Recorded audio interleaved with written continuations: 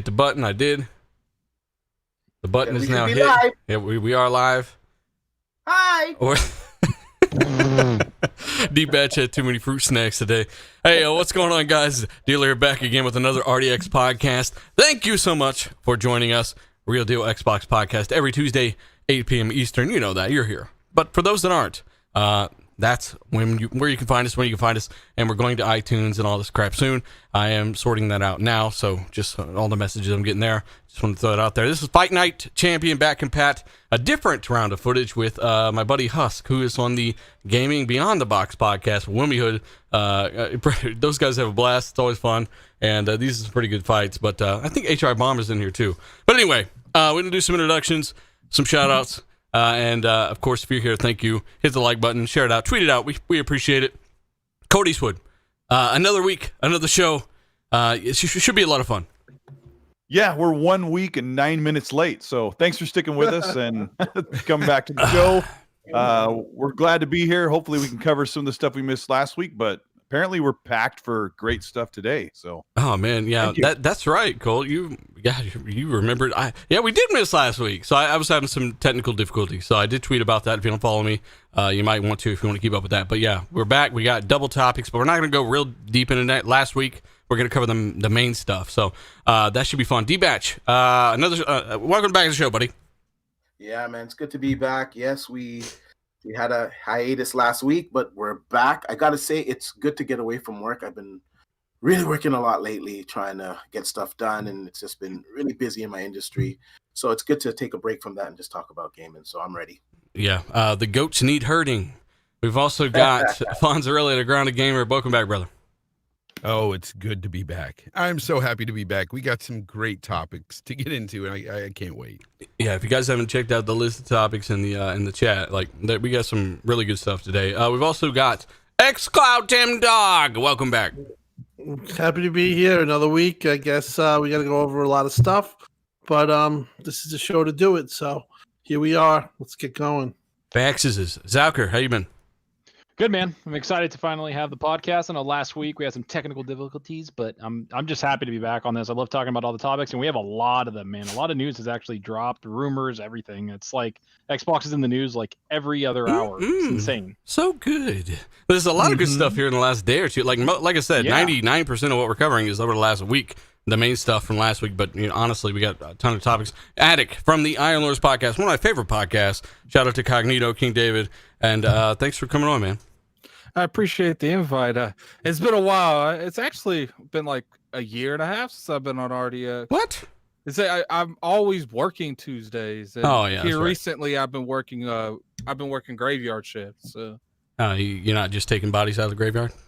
No, that was last week. Hey, you know what? That's what makes it RDX. It's a weird joke, and that's okay. But again, let me go ahead and get this stuff up and ready to do some shout outs for my patron tier here. We've got Blitzkrieg Grunt, we've got Zoraden, we've got Dr. Vortex, Game Genie Prime, Slim 73, Pink Orc Bot, Costanza Wayne, Scout Trooper 74, KY Bob, Wakanda XNT, Goose 8402, DT Baggins, Straw Hat Khalifa, Bad Boy Live, Assassin Lupa, Foreign Object, Gab, Queest, Teo, John Blue, Vecball, Steve Raider X, Real Deal Neil, Suicide King, Tasteless Genie, Michael Bowen, Guillermo Cabillo, as well as All Might, AJ Hutton, Gaz, and Dark CMS. Thank you guys for what you do. We got a burner of a topic right here. The first one. Let's jump in and get right into it. David Jaffe saying, you know what? As you guys know, he created God of War, right? Twisted Metal. Some of those legendary PlayStation IP. You know what he's done recently. Hey, maybe you guys can tell us. But he Drawn to Death. That was a classic. He died when drawing, and apparently he was speaking publicly about the Xbox Series X and PS5, and he did say that he prefers the Series X over the PS5 because, the value on Game Pass has been insane. He's been a big proponent of Game Pass funds. Yeah. Yep. Big proponent of Game Pass. Unfortunately, not so much with Indiana Jones. Ooh, what do you say about Indiana Jones? Basically he says that, not many people are really wanting this game, and he feels like has he seen it?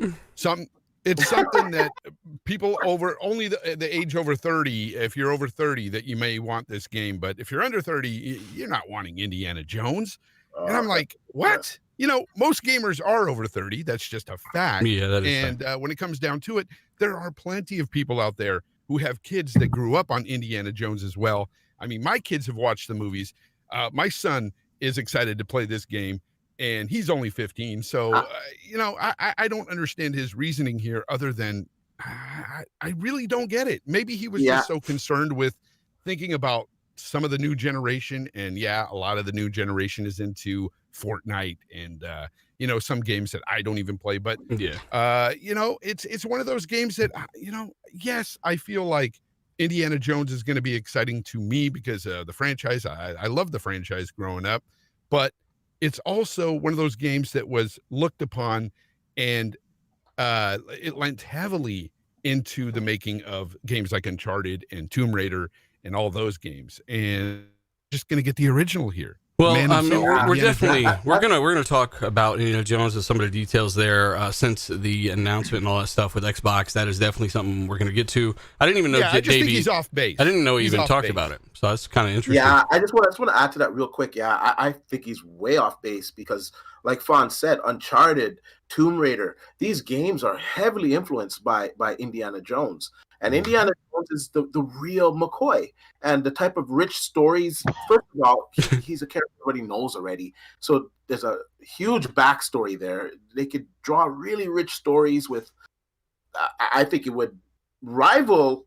But that's one of the things he said, that a lot of people don't know who Indiana Jones is. Hang on. So, I mean, is it just because Indiana Jones, the intellectual property, is just old that it's only appeals to older people? I think it's because it's not used as much anymore. I mean, when's the last time we've seen like a film or anything like that? 2008, and it almost made $1 billion. I can understand like where he was coming from, but like I think he's underestimating like the amount of people that play that's actually the age to know what that IP is. Like my brother don't know anything about that. I'm sure all his friends don't know about that. But the problem is these people aren't going to buy this game anyway. If it's not free like Fortnite and Warzone, they're not going to buy the game anyway. Well, hold on. Let's be real. It doesn't matter what game it is. People didn't like. A lot of younger people didn't know what God of War was. Hang on, D-Bash is playing with one of those mini skateboards on his desk again. Well, just like I just don't understand why. Like he's, I don't know. If the game looks awesome and it has an amazing showing, everybody will play it, no matter what. If you're a gamer and you see something and it impresses you, you're gonna play it. And if you see Indiana Jones, and there's a movie coming out in like 2 years with Harrison Ford. But nobody knew who Laura Croft was. Nobody knew who Nathan Drake was until they played these games. And, I mean, is there like a heavy amount of people that agree with them? I mean, why are we even talking about this? We have to see the quality of the game before we can act like it's going to be good. Well, I think the reason why people are talking about it, dealers, because it is David Jaffe. I mean, I know that, but like, are there a lot of people, a surprising amount, that agree with him? Is that something happening? I don't know. I really don't know if a lot of people agree with him. All I know is I don't agree with him, and that's all I really care about. Okay. All right. Well, chat, you heard Fonz. Fonz don't give a shit what you. No, I'm just kidding. And honestly, like Indiana Jones, you guys all know who the villains are in his movies. We're not gonna say it on here because you can't, but like you know who he always fights against. And Machine Games makes Wolfenstein, where you just murder these people. So it's like it's legit. It's like the perfect studio to freaking use Indiana Jones with. It's like perfect. All right. Well, I'm gonna save everything right now and give Rahman Terrell a shout out. He says, celebrating my booking with RDX Funds, knows what I'm talking about. Love the show. Thank you so much, sir. I have no clue what you're talking about, but appreciate it. Nano Polymath, he says, yeehaw, the good old boys are back in town. Let's go. Thank you so much. Dars Knight, eyeball emojis. Zocker's a fraud. We already knew that. Darj, and God, always tweet Darj, stuff. Tonight, go make a Resident Evil video. Spooky Sprocket says RDX is back, baby, and dealer. The Harden clip I shared on Twitter, you got dunked on so hard, it's ridiculous. Thank you so much. I'll come back to some of these other ones in a minute. Again, if you're here, 1,000 live, about 1,000 live, hit the like button, share it out. We do appreciate it. It's all ups and downs, but we're still here. We're back, and we're carrying the topics. Cold Eastwood, I do want your thoughts on David Jaffe. I'm kind of surprised he's choosing the Xbox over the PS5 thus far. What are your thoughts on this? He's got like an 80% or lower like ratio on that, which is decent. So there are quite a few people are probably disagreeing with him on that, but you're kind of going in one direction, and Fonz wanted to jump in about the Indiana Jones thing. Your original statement was that Jaffe is finding the Xbox platform to be the one Series X over both. to PS5, yeah, and one of the biggest reasons is Game Pass. So we also, as soon as you said that, we also heard that from kind of a pretty big YouTuber, Dreamcast guy, who has a pretty big following and has mostly been PlayStation centric, more than Xbox when he covers both. So he favors PlayStation, and he said a couple days ago that he has found himself more and more feeling like the next generation system is with the Series X, with the quick resume and Game Pass, and just the way that the entire UI and everything feels. Yeah. Because he's got who else read this tweet? Because he had to follow it up with. Oh man, this tweet blew up. I want everyone to know I still play on my PlayStation. It still has amazing games. That was so weird. Don't unsubscribe. Because I saw him say wasn't that about the Xbox, and I was like, "Oh, nice little compliment." And then you're right, Colt. He just he was like, "Oh shit!" I don't know. Who cares? Like, who wasn't weird cares? 'cause Like, he what was this? getting pounded. No, people started to pound him about it and say, "Well, why are you praising Xbox? They ain't got nothing to play over there," And it's just one of those. I wouldn't things where even worry he had about to it. just Like, kinda save himself yeah. from not getting damaged on Twitter too much. I mean, the point wasn't for me to bring it up or for Dealer to bring up David Jaffe to say, hey, look, Xbox had a small victory. It's just, this is the reality that the industry is seeing what is great on both platforms. And sometimes you're going to hear things great about PlayStation. Sometimes you're going to hear something great about Xbox. And there are some things that hopefully Xbox can take advantage of right now while it's tough to sell a console because of this climate. That they can pick up some of the slack, because everything's going really well right now for anyone who's gaming on these platforms. Well, David Jaffe talked about Game Pass and how he prefers it feels next gen, all the other stuff, but also Game Pass. And if you what was it last Friday or a couple days ago, Xbox put out a write up of 30 exclusives coming day and date to Game Pass. That's insane, people. 30 games. I get, not all of them are oh yeah, I don't know if they made any of them either. No, and it was some of them were Halo, some of them were first party, and some of them were not. Some of them were third party, second party deals that are just day and date in Game Pass. Here you go, have fun. And some of them look really cool. They brought attention to some of them, like Song of Iron looks freaking insane. I want to play that game. There's just other little things that it's like a side scroller Viking game with gods and shit. It looks cool, dude. Brutal. Yeah, I mean, people can value judge on what kind of games are coming out. Xbox's first party, their exclusives that they are building are coming out starting at the end of the year with Halo Infinite, and then that's when all this stuff starts rolling out. Right now, they're really supported by second and third party deals to Game Pass. But right now, I mean, you can almost guarantee you're going to get 20 plus games every year that are brand new day and date on Game Pass. And then whatever there's 30 this year. I can't remember I don't even know how many games that came straight to Game Pass that were timed exclusive first on Xbox. So in 2021, you have 30 that they're committed to bringing out in 2021 that come with Game Pass that are exclusive to Xbox first. And then next year, there may not be as many, but there's more big heavy hitters. So it's absolutely crazy. And those first party games stay. It's nuts. Yeah. That's true. And not to mention how diverse they are with these games they're bringing. They just brought the entire Yakuza collection pretty much to Game Pass.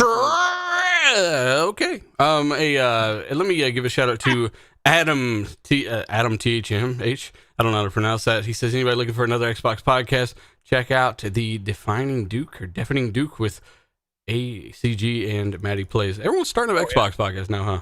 I like that coincidence. Kind of. Hey, shout out to Gaming Differently with Cerebral Paul.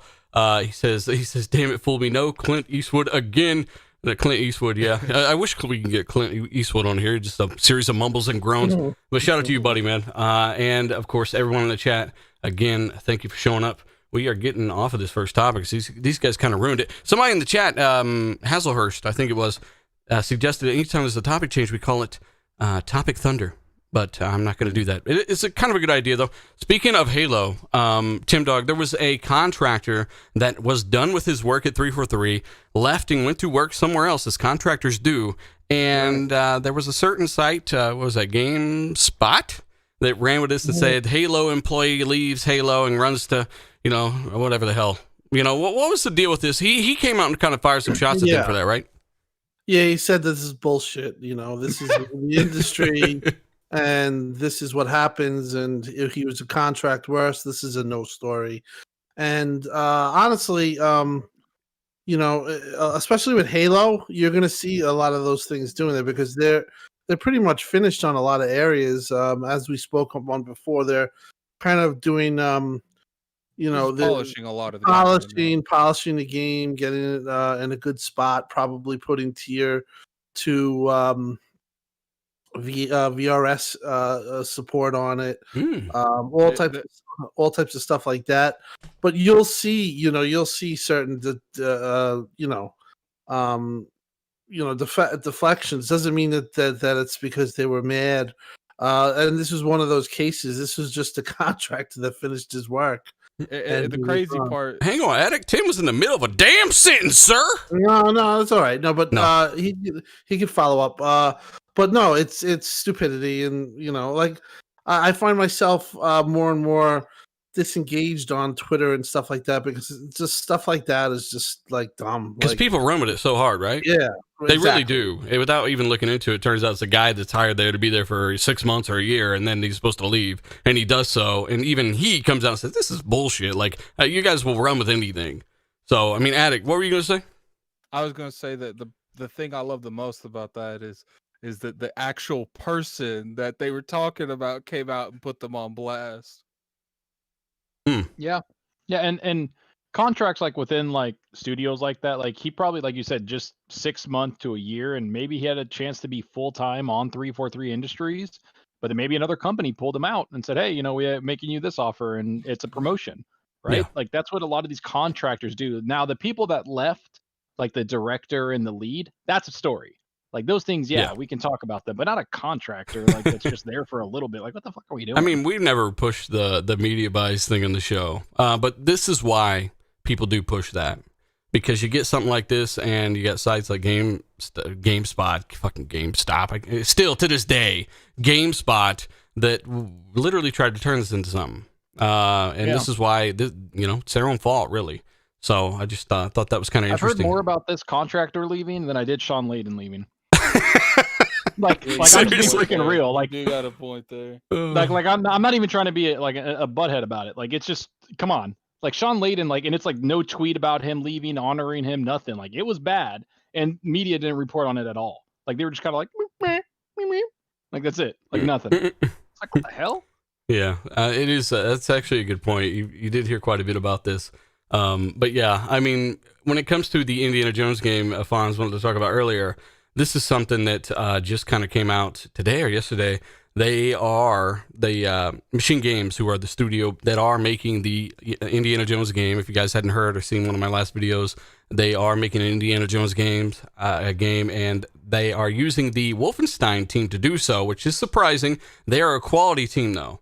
Now, if you point to Youngblood, like I've said before, ZeniMax knew, hey, whatever, we're being sold somewhere, and we're going to milk, the powers that be decide we're going to milk the studio, put out Fallout 76, put out Youngblood before we basically get rid of you. And that's what they did. But the 2 games they made before that were full-on efforts, and apparently Machine Games are working on Indiana Jones, and they did put a listing out to hire a consumer-friendly microtransaction designer. Now, there's people, again, running around on Twitter talking. Now, I'm not for microtransactions, but you can't be fine with something like The Last of Us remastered transactions, right, for instance, or some other games, right? And then hammer this game for trying to insert some cosmetic stuff or consumer-friendly stuff. I just don't like the double standard. So I just kind of find that kind of funny, Colt. Yes. Last of Us, tons of microtransactions in that multiplayer.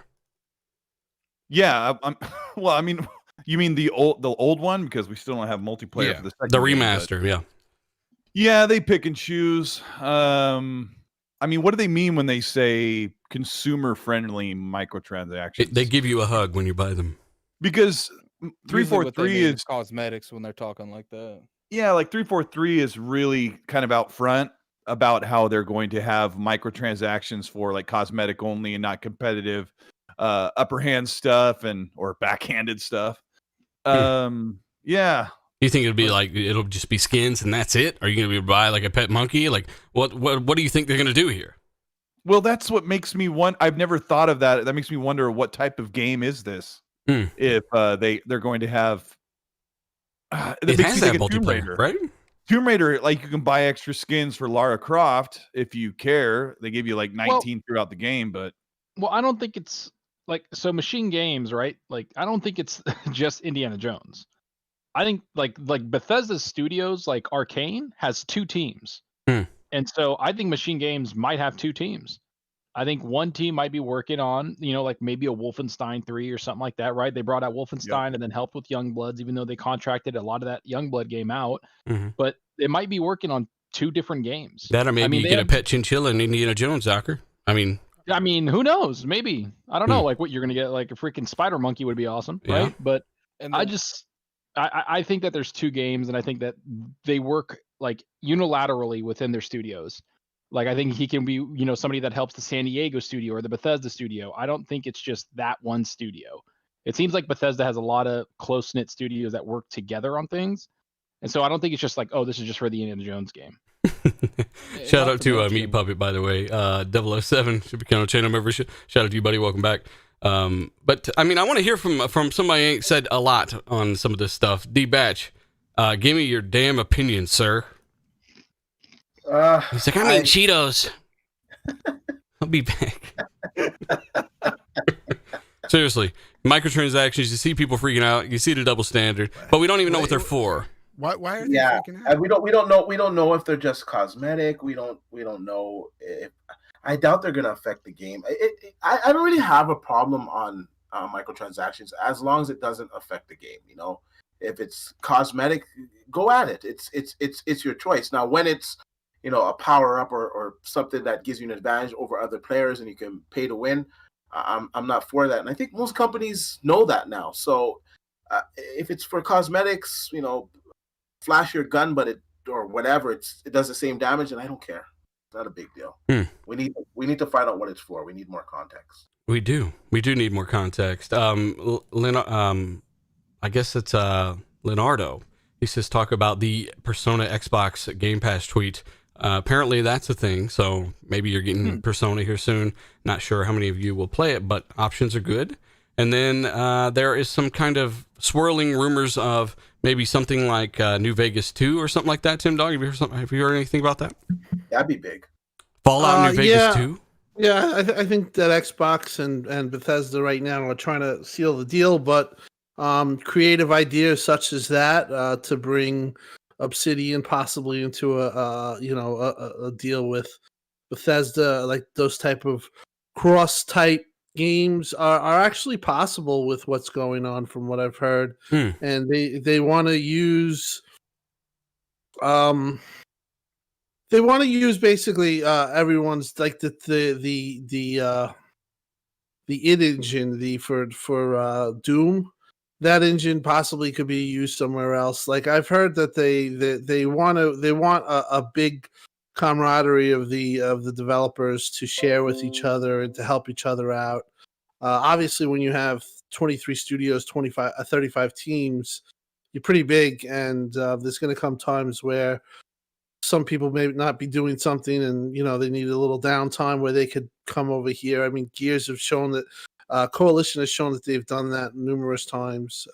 They went over and helped, and so I could see all that stuff. So New Vegas, I think Xbox and overall, I think that they're on a trajectory that is pretty good. I used to have real concerns about Xbox, and I used to obviously argue a lot about it. But as I find this generation going on and just the trajectory of everything, I kind of feel that Xbox is got the right idea. They're listening to everyone. So things like in Indiana Jones, like New Vegas, I think Indiana Jones is a reality, but I think there's a possibility. I think there's a possibility for more types of Star Wars game. That's possible. Obviously, when that comes up and Bethesda's involved, everyone's gonna say, "Well, is it exclusive?" I think that's what we're going to get on Bethesda. Every game that they make is going to be so big that everyone's going to want it to be on every platform. Yeah. This is But good. I People are going to think- be pissed. Yeah, I think people are going to be pissed in some cases, but it's going to be a case by case thing. It's possible that some games might go, but I think overall, I think Xbox is going to be in a much power. I think, like I've said before, 2021. Expect a really big year in announcements, in pushing Game Pass. I mean, you look at Game Pass. We talked about it just last segment, but it has Medium next week. Stalker 2 is going to have 4K ray tracing. When's and Stalker it's- come out? I don't know, but it's pretty ambitious what they're doing, and that's a day one game. It's like going to come a point where it's kind of obvious that Xbox is leading, and that's why I feel like not to be too long-winded, but I feel like on Twitter I don't even have ability to argue with people because I think it's becoming obvious, to be honest. Well, it's not even. Hang on. Bring up- Let me get Fonz's opinion on something. Well, Fonz. Tim brings up a point about how people are hoping that Bethesda games are being so big that they're going to be multi-plat. Man, the more I've thought about it, and the more it sinks in, I don't think any of them should be multi-plat, flat out. It's because if you look over at Sony's games, their exclusive games, they've got properties that are so huge now and so grandiose. When you look at games like you hear Uncharted, you hear God of War, Spider-Man now. These are huge franchises for them. Xbox needs their own huge franchises. You like saying that. fight fire with fire? You got to fight fire with fire, exactly. And there's and no that such this is the way logic you as should be. there's no such logic as this is that made up logic that everyone has. They have their own made up logic on all these different things when it comes to exclusives and how exclusives work. And the made up logic is this franchise is too big, so it has to go on PlayStation. It has to be on everything. That's absolutely not true because Fallout isn't even on the Nintendo Switch, and that's the biggest platform right now, next to PC. So, but let's be serious. It's one of the fastest selling consoles. But we have to look at it this way. Xbox is looking in the future. They're looking at Game Pass being their bread and butter. Okay, what do you need in Game Pass? You need those exclusives. Period.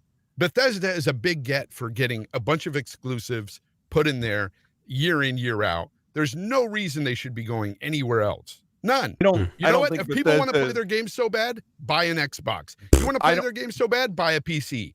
That's it. I don't think Bethesda's worried about losing 4 million unit sales on a PlayStation console when their games are going to be on Steam, their games are going to be on Windows PC Store, their games are going to be on Game Pass, they're going to be on Xbox One, some of them, and they're going to be on Xbox Series consoles. They have plenty of places for those games to be sold. All I'm saying is if I want to play a PlayStation game, I buy a PlayStation. Oh, Well, shit. let me jump in really quick. Sorry, I have a little bit to say here, but what Tim was saying is something that's huge. Was how he said id Software and all that, like the engine is going to be used in a lot of places. I mean, they just, I don't know if you guys saw Digital Foundry, see the id port on Switch for Doom. It was amazing. Id saw that tech there is second to none. It's insane, and that's something that Ninja Theory. It's in our topics, but we're just gonna. I hope you're cool with it. Ninja Theory's talking about how their developers aren't just developers or artists. They're making shaders for the whole studio, or they're making this for so it could go throughout the studio and they don't have to keep remaking them. This was one of the problems that Cyberpunk ran into. That's one of the developers said they didn't have a repository to go back to. Somebody makes a shader and they can just grab it. Zucker, enough about your suppositories, okay? That's a later topic. Sorry, but you're good. No, but that's the whole point of what they're doing. Xbox is trying to build an entire network of studios that can kind of work together. And that's what's insane. And I know we're talking about Obsidian maybe doing another Fallout, but goddamn, after the rumor of Xbox talking to Lucasfilm Games for 2 games, one of them might be in that Indiana Jones and another mystery one, make Knights of the Old Republic again. Please. Just do that. If you want to entice people into Game Pass, you must have those exclusives. And I'm telling you, Bethesda games, each and every one of them, make them exclusive. That's how you get them. I just want to talk about what Zucker said real quick about studios working together. I've had this fantasy, you know, they it sounded so Go ahead, dirty. D-Bitch. Go ahead. But like all of the studios just getting together and just like, you know, making mega games. Like if they use the engine that's for Flight Simulator in a new Crimson Sky, can you just imagine what that game could So look you want like? some Voltron action with all the Possibility? studios, is what you're saying? Like they have so much talent there, and they're just bound to share ideas and share technology. And I know everyone's saying, "Oh, just wait, it's coming, it's coming." But when it comes, it's gonna hit hard. There's gonna be some really good games coming out of Xbox. We's all tired of waiting though. Well, But yeah, Xbox you're right. Xbox didn't do this when you look at the Xbox One generation. Xbox hardly made any of their games. Remedy and the Recore and all these games that came out that Xbox did. Crackdown was even made. Sunset Overdrive. Crackdown was made by a studio that made Sackboy Adventure and Little Big Planet 3. I mean, it's not even their studio. And what Zocker was saying is what PlayStation does is they work together and they share tech and they share features and game design features, and they put them in each other's games. I was playing Sackboy Adventure, which is a fantastic game on the PlayStation. It borrows heavily from Astrobot, or Astrobot borrows heavily. The same mechanics are in those two games because those two teams talk together and say, hey, we built this thing that does this. Why don't you use it? And they're like, sure, we're all PlayStation studios. It's really cool. And Xbox has never had that. And now I've been listening to a lot of stuff about Xbox Studios. And Phil said, we wanted to get a first-class studio team together that goes around the world, that can work together and that can be in different regions throughout the planet to create games and to create the best place to culturalize different games together. And Xbox has never had that until 2018 when they started building this. Yeah. And for those people who are like, well, they built those studios where the games, like it's only been 3 years. It takes at least 3 years to make a game that's already established, like the God of War or Spider-Man, continuation. And then a damn pandemic hit, which did not help anything. You know, and you're talking, Colt, like to bounce off what you're saying, like it's completely correct. Corey Barlog, that during the like making of Kratos, he said that they went to Naughty Dog for like weeks talking about, oh, what did you do with having a companion like this, how they have Atreus with him. And he said that like it was invaluable. Like they saved them probably like months to a year of working with putting the AI together for that companion. Like people don't understand that. Like that's a huge like resource to have, is other people. And now Obsidian and Exile, like they've talked, like they're like, oh yeah, like we make some of the most in-depth RPGs. Why aren't we talking and sharing our tech and our ideas and everything we have? Like coding takes a long time, people. So like if you have something that works, like Boeing still uses like Cobalt engine coding because it just works. So if you have stuff like that just works, like you're gonna share it. The logic is there. And all you got to do is reformat. Why reinvent the wheel? This dude over here been working on the wheel for 60 years and whatnot. And now they actually have teams that they can resource with. I think about State of Decay 2. Like we know that game was a lot better than the first one, but it didn't go far enough to do everything we hoped it could. But now they can talk to these other teams and work with them because now they're a part of the family. Yeah. And Xbox has never had that. Look at how far PlayStation has gone because they've had a cultivated group of studios that can work together. And when I played Days Gone, I'm like, man, this is like the middle ground. I know a lot of people don't like Days Gone, but I feel like the Days Gone was a middle ground between an Uncharted game and a Last of Us game. And it kind of gave me a little bit of both of what I wanted. And it's still a pretty good game. I thought that was like really State of Decay with a story, kind of. Yeah. And the results. Sorry, go ahead, Colt. No. I've got like 3 words left. Like that is a good thing to be able to, for them. If Ben Studios borrowed from, or at least knew that they could kind of steal from The Last of Us and Uncharted because they're kind of part of the studio family and they work together, it's okay to do that. And they don't feel like they're ripping off or they're going to get sued. Yeah. They work together because they're building games for PlayStation Studios. Yeah. And now Xbox. That could be a reason that they're using Unreal Engine 4. Many of the studios from Xbox using Unreal Engine 4, now going to Unreal Engine 5 because it's upgradable. And I think that's probably a reason is you can share tech and advice easier. But D, I'm going to throw it to you. I'm going to give a few shout outs and then, we're going to move forward a little bit. D, go ahead. Yeah, by the way, Colt, that was more than a few words. He's kidding. But no, the example that we have of that already, and I just can't wait to see what these guys produce. But when you look at Playground Studios and Forza, they're two separate teams. Look what they've been able to create by working together. Like both games have benefited from it. Now, I'll be honest with you, I love the Forza series. It's like near and dear to my heart. But that Forza Horizon is just a different type of game. And if they didn't share the technologies between them, I don't think we would have the Forza Horizon that we love. That's arguably the best racing game, period. No, like yeah, I mean, Turn 10 take care of the cars, the upgrades. They basically give them the physics model, and then Playground don't really do a lot there except for most of the exterior work and some adjustments on the physics side. But yeah, I mean, it's integral that they actually work together like that. You get a good point. Shout out to Achievement, by the way, just became a patron. Shout out to you, buddy, as well as let me give a shout out to Nick Reynolds, who says, "Hey dealer, out of all of the announced Xbox exclusive games, which one has the most potential?" And I don't know that people aren't necessarily talking about it, but I mean, Fable's definitely one of the big ones, man. I think Avowed and a Fable. Avowed might have the most potential. I'm not really sure yet, but yeah, they're good. They're good stuff. He also says justice for Zalker. And then we've got Face 23 BKNY. He says, "Why are Digital Foundry comparing PS5 to PC all of the sudden? ? They did that with the Xbox One X because right now it's a very consistent machine with very, very easy to use tools." We've also got Lord Starkiller. He says, $25 super chat or $30 super chat. He says, "Hey dealer, nice merch. I'm updating that soon. I promise." Sean just messaged me a day or two ago. He says, "On your store, nice merch." He just ordered the limited edition T-shirt and coffee mug. Having a great time. I never got a super chat about merch before. Appreciate it. He says, "Having a great time with Series X, playing lots of NBA 2K21 career mode. Looking forward to what Bethesda are going to do with Indiana Jones." Yes, we all are looking forward to seeing what they're going to do there. Me and Cole had a few games in co-op recorded, but it's like, we're kind of learning this still. Like, we did some dumb shit. But we're like, maybe we'll just get some newer footage. But yeah, I mean, we still won a game or two. But the game that I'm excited for that's announced but not really is NXile's new game. I don't know what they're making, but I'm super excited for that. Did you play Wasteland 3? Yeah, I did actually. You did. I was trying to get you with that one. And it was like an 80. It's like an 85. So it's like that game is just a lot of fun, really in depth, and you know me, man. Those tactical games, man. I love that. Yeah, shit. I beat that game. That was a good game. Well, I mean, either way, I'm excited for most of the things they're working on.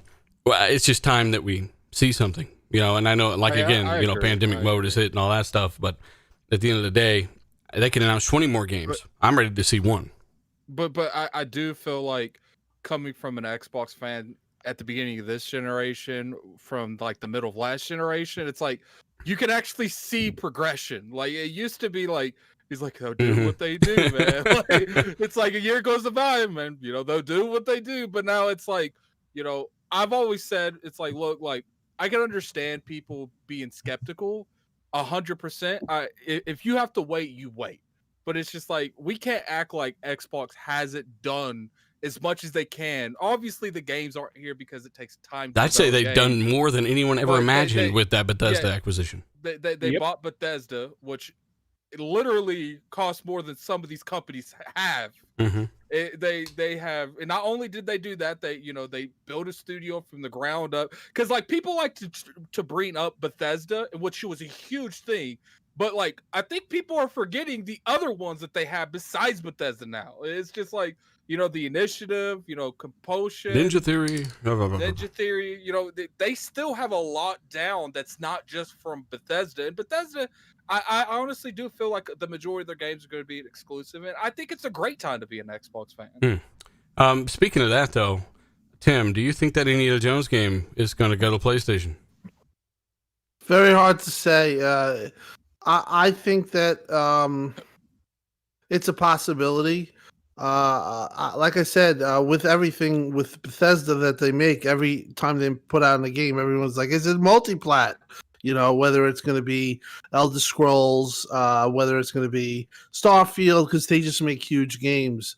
I'm going to say that one has because you have a third element with licensing with Lucasfilms, that it's a possibility. at least a possibility that could be timed. But I do feel that Xbox, like Fonz was saying, they have to kind of have these exclusives if they really. They're going to be in a position of power. I don't understand why they would just give it away. So what year is this game coming out, Tim? I think Wolfenstein. You'll know this year because Xbox is going to have just a give showcase. me a year. Give me a year, Tim Dog. What year do you think Indiana Jones is coming out? I think 2023, 2024. Are you Tim Dog addict?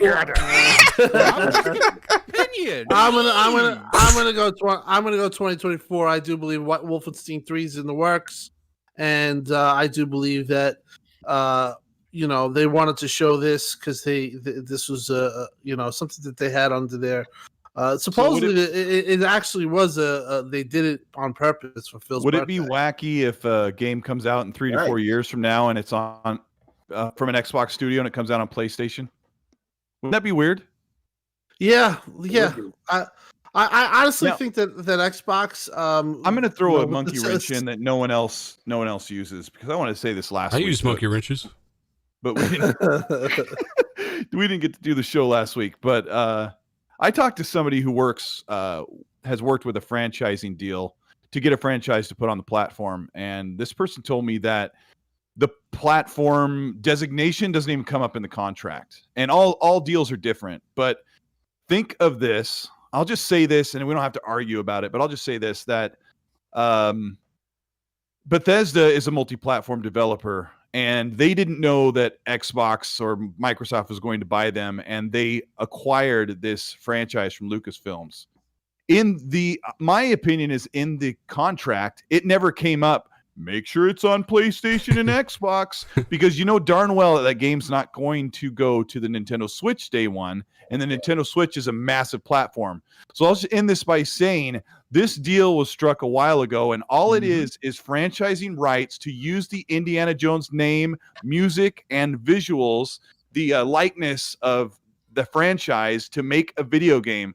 Lucasfilm's main concern is that this game doesn't ruin the name of Indiana Jones or embarrass it. They want it to be a good franchise. They weren't sitting there thinking, all right, we need you to sign here that you make sure it's going to be on PlayStation. And that, like, if Todd Howard and was sitting there going, okay, we're going to make this game, but we think we might be bought by Xbox, Lucasfilms is going to go, well, it's got to be on PlayStation. PlayStation has all the bangers. I think George Lucas sitting there, it's not on PlayStation. I think when it comes to this particular thing, oh my God, there's a difference between people like bringing up the Wasteland stuff, like it's a previous contract they can't do. There is a difference between what's going on now with this Indiana Jones and what's going on with Wasteland and what went on with the Outer Worlds. Microsoft bought the publishing arm, so they don't have to deal with that. The reason those games still came multiplayer is because the publishing arm was a third party that Microsoft did not own. Yep. But they bought Bethesda's publishing. If you look at the the reason why I think it might be exclusive is when you looked at the first podcast they did with Larry Herb, with Phil Spencer, Pete Hines, and Todd Howard. Todd Howard in the background had Indiana Jones hints in the back. Like during the Xbox podcast, like he had the little the thing that he switches with the weight in the first movie and all this other stuff in the background, and then people started circling and went back and looked. They're like, "Holy shit!" Todd Howard was hitting at this, months ago when they finally announced that Xbox was acquiring them. Hang on, Miracle in the chat is very offended that you guys said that you think it might be, in your opinions, exclusive to an ecosystem, and just want to apologize on behalf of these guys, Miracle. If you're, I don't want to hurt your feelings or nothing, and we hope you have a great day. The biggest question I have is do you think that how silent Sony was about the announcement, they didn't talk about it, retweet it, or anything like that? And if it's a multi-plat, do you think that because them being silent kind of points, they know it's not going to be a multi-plat? I also think they don't know, Addict. Like Jim Ryan said, I'd like to know what's going on with Bethesda too, but here's a logo. I feel like there's no world where they don't know.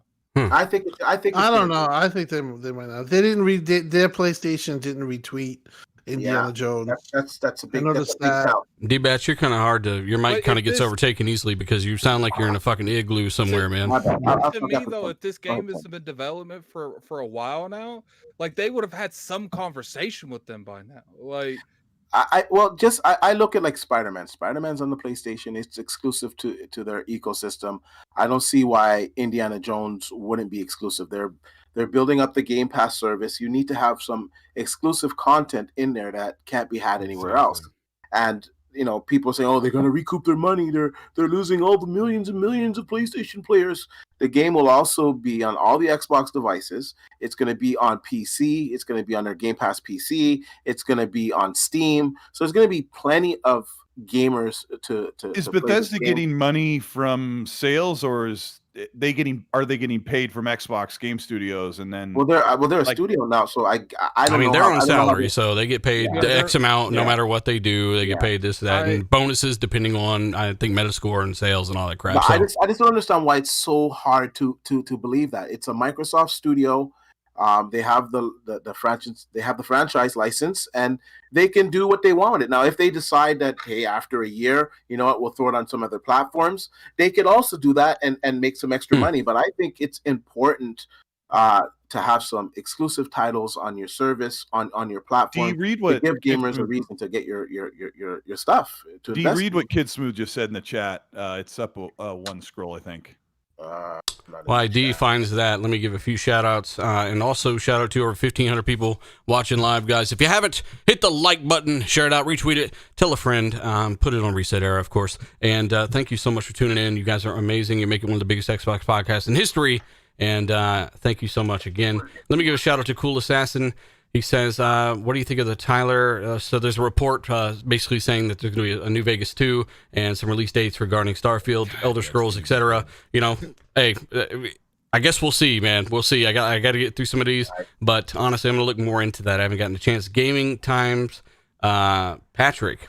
He says, keep up the great work, RDX. Love the show. Thank you so much, sir. Nano Polymath says, he says, in my best donkey accent. All right. He says, can we get 4 first Tim Dog RDX yells for 2021? Tim Dog, we got to get Tim Dog a DBX before you start yelling.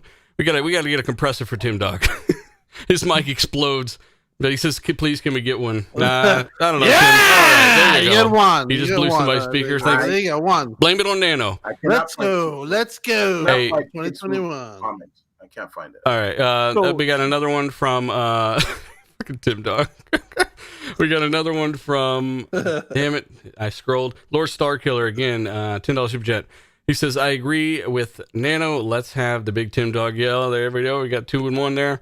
And then we got Spooky Sprocket, and I'll take a little break from these. He says Phil needs to talk. Itagaki. Yeah, we're gonna talk about that, man. We're definitely gonna talk about that coming up. And then we've got Starkiller again. He says, really like the Fight Night footage. Yeah, EA need to put out another one. Hashtag EA Fight Night something. Make a damn Fight Night game, because the UFC ones are just not doing it Can for you them. imagine how good it would look? It would look insane. It would look incredible. I'm gonna be like you guys with Banjo-Kazooie. I don't like Fight Night. EA don't make that game. I don't want to play that game. Keep that exactly where it is. Are there other games kind of like Banjo-Kazooie out there that you could play? Are there any other boxing games? No. Anyway, I don't play boxing games. So all I right, can't so pick one of them shit. so I played. Hey, Attic, what do you think about What do you think D-Bash not being able to find Kid Smooth's comment? Kind of fucked up, I huh? don't know. I mean, he And probably not didn't even find have the chat up. So. So to close said it that out, Phil Basically, said go ahead, Cole. What did Kid say? what Kid Smooth said was Phil knew the entire roadmap for Bethesda moving forward when he was making that acquisition deal. So, and we all know that Phil looked at that Indiana Jones plan before they made the purchase. So, like, if you're sitting down with ZeniMax and Bethesda and you're like, what do you guys plan on working on? And you got to figure out how much you're going to pay them and what you're going to get back for your money. You know, it's like you got this stuff all spread on the table and you're thinking, oh man, this is going to be really good for us. This is going to be good for us. And I think if anyone wants to question, Starfield is the only one I think that is questionable, because that game comes out in 1 year from now. The only question is, does Bethesda say, hey, we spent a lot of time making the PS5 version of this game? That doesn't really matter either. So I think if they're Bob, Bethesda don't care as long as they get paid. yeah, and they will get paid. And so Just look at their exclusive deals with Sony already. They have two exclusive deals.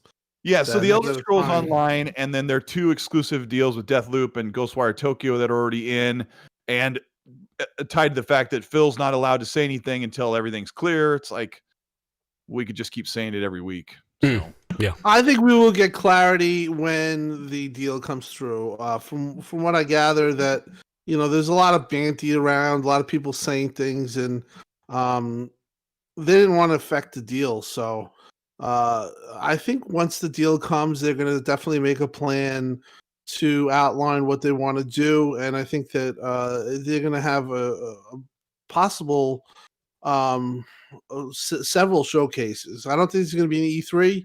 I heard that's off the table. I heard that's E3 in itself might be over with completely, which was a fear of mine a couple of years ago. It looks like it came true.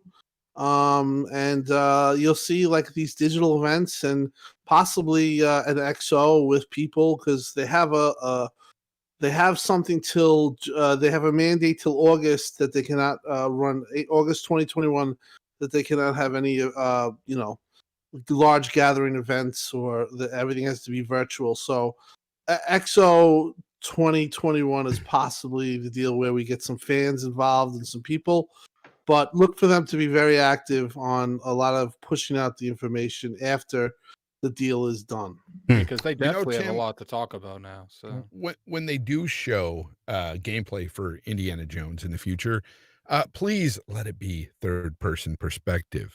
Please. Yeah, you need an action adventure game. That's yeah. all I hope for. Titan Drago in the chat, shout out to you, brother. A random comment I saw him, he's like, remember how many Sony fans freaked out about that PS5 logo? Titan's always bringing up obscure things. It's like, wow, you're right. That sounds dumb if you think about it, but Titan's right. Like, I do remember that was such a massive thing, and it was from a 4 to a 5. Just that whole year, you look at that, how many crazy things that weird. it was just the hype was crazy. Yeah, it was I don't know, it was pretty crazy. So shout out to Reverse World, by the way. He says it's important for Xbox to have a strong start to 2021. Quarter 1, quarter 2 is it going to be a bad thing for Xbox? I don't know. It just depends on what they decide to announce from here on out. They're kind of mostly quiet, like you said. It could be though. No clue, man. I think that we'll talk more about the games and some of the announcements they have coming up, but there's definitely some stuff coming this year for fans. Georgie says thoughts on the Itagaki. Yes, that's something we're going to cover as well. And then we've got Kodos. He says, do you guys think that Xbox will ever be able to compete on the JRPG front? Love hearing with the Xbox talk. Keep it up. Thank you so much, sir. Yeah, they might be able to coming up. We'll discuss something regarding a Japanese studio potentially, or a deal here. And again, I'll get some more of these here in a minute. But yeah, thank you for joining us, guys. If you haven't hit the like button, share it out. We do appreciate it. We've got some good topics coming up. We had a long discussion about this damn Bethesda and Indiana Jones thing. Real quick, literally less than 30 seconds. What's going on with the Star Wars license? Is anyone else other than EA able to make these games? Ubisoft apparently making one of these now? Yeah, that's pretty crazy, because as long as we've known, EA's had the license for it, the exclusivity to make Star Wars. So did they lose that? They just didn't renew it. Apparently, they didn't renew it. They didn't have a lot of basically they didn't have any ideas for it. Like their developers, they didn't think Is oh, this let's confirmed do this and somewhere? This. It's not confirmed. It's just that they don't have the licensing anymore, and apparently Disney really wants to take advantage after what they've done with Disney Plus. Disney Plus revitalized the Star Wars franchises, and so they're really looking at putting it into the hands of other creative people to get more ideas. I want another Jedi Fallen Order, and they better not fuck that up for me. Too. I want multiple Jedi Fallen Orders, except different. I want a Knights of the Old Republic. just give me something, man.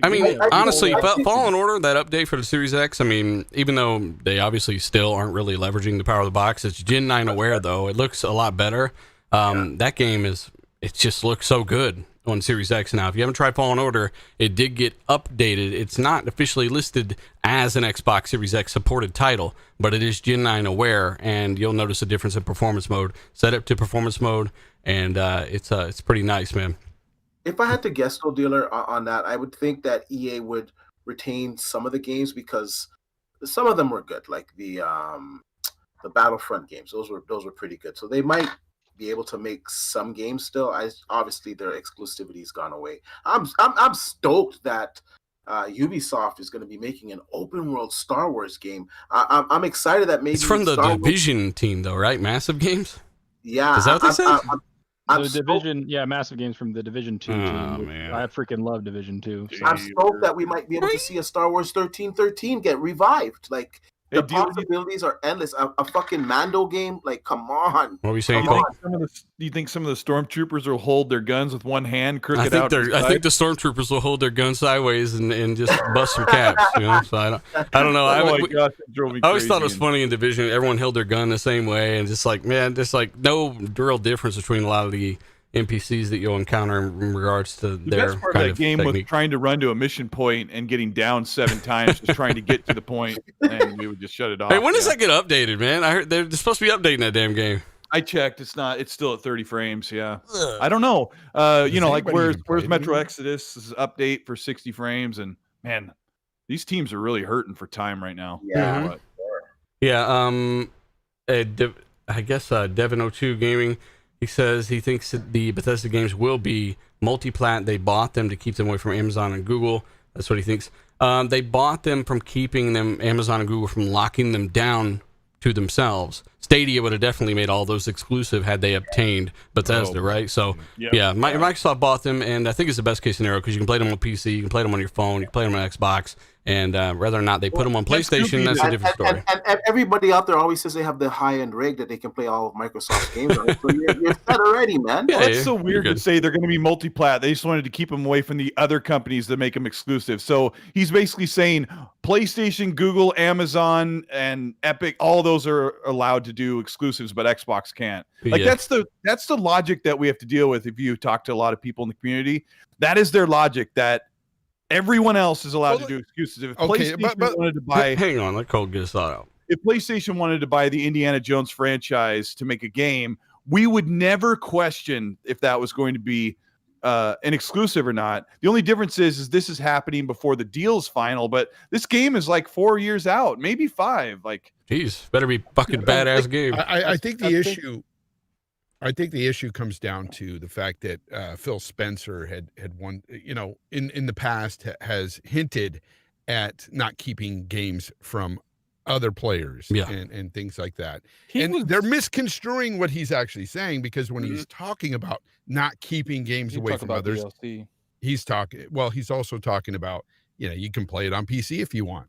You know, he's not necessarily saying I want my games to go to PlayStation because again, that really doesn't make any sense when you I have thought he was Game talking Pass. about. I thought he was talking about like Destiny, how you get a strike. Yeah, like he was talking about stuff like that. Like he's like, I'm not And trying that to as take well. a strike away from someone. He's like, that's just- exactly what his like. And Yeah.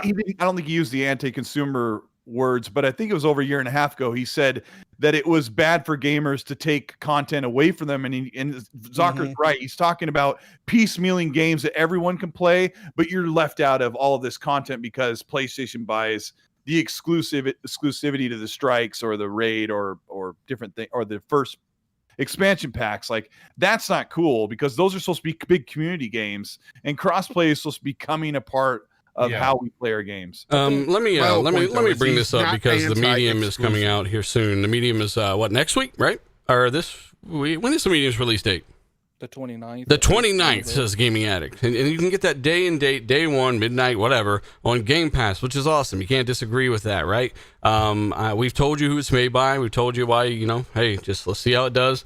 We have, you know, the highest of hopes for the team. Hopefully they do excel there. But KY Bob, $20 Super Chat, he says the Bloober team went and patented their use of 2 different realities during gameplay. And he also says, and they're actually using the music score composer from Silent Hill. That should actually be pretty freaky. He says he knows Bloober has to prove themselves first, but it could be something interesting, something special. That's pretty unique, actually. I like that. So there's 2 different, maybe there's even 2 different soundtracks depending on which one you're in. Darian, by the way, says I'm not sure licensing is a big deal. Remember, Spider-Man has licensing to deal with as well. And you're right, they're exclusive to Sony, right? So why couldn't Indiana Jones be exclusive to Xbox or vice versa? Not that I care in particular, but if you're trying to What lure it people is, into Game though- Pass, you want something that people want to get the service for, right? what it is, Diller, is for some reason people think just because Microsoft made Minecraft stuff on all platforms like 12 years ago. I mean, they didn't do that. Notch, the guy who made Minecraft, did that, and then they bought the franchise. But yeah. Well, see, you get what I'm saying. They act like just because, you know, what would happen with Minecraft, that is going to happen with everything. And it's just like, but they fail to realize they spent a lot of money on Minecraft, but they spent a lot of money buying all those studios in 2018, and none of that shit's coming to PlayStation. They did say Ninja Theory's next game is not going anywhere else. They did say the sequel to Outer Worlds isn't going to PlayStation. And I guess I can see why, you know, the people who just don't look in, like they just kind of stand on the outside and look with a shallow perspective. Like Outer Worlds, Psychonauts 2, and Wasteland 3 are all Xbox Game Studios, and their release came in right on that cross window and is a multi-plat. So I can see if you could be conditioned that Xbox buys studios and then makes them multi-plat, but that's because you're not paying attention. Well, and you're looking at games like. Go ahead. They pay attention, but it doesn't fit their narrative. Like, obviously, if you actually keep up with the stuff, and I know a lot of the people that's on Twitter that push this narrative, they keep up with it, but it doesn't fit their narrative to actually say what's going on. So they manipulate it. They tell half stories and keep certain information out of the story. So that would never happen. They bring up games like Minecraft, which Minecraft is basically just a microtransaction cash cow, much like Fortnite. Like those games, if you were to buy those games, you are going to leave them on all the systems because everybody's going to be purchasing. Well, not everybody, but a lot of those people that that play those games are going to buy those microtransactions, and that is like that. That's why they left it out there. I mean, they'd be dumb if they were to just make that exclusive. Spooky Sprocket, by the way, he says, I think Indiana Jones will be exclusive. Yeah, Todd Howard apparently held off the announcement until Phil's birthday. Happy birthday, Phil. Yeah, that was coincidence. That was written by Phil, by the way. So it's not like people making stuff up. Phil had said that in a tweet in a subforum forum, and it's supposedly him. Well, Devin Devari. Sorry, I didn't read that correctly the first time. Devari says Phil did say it himself.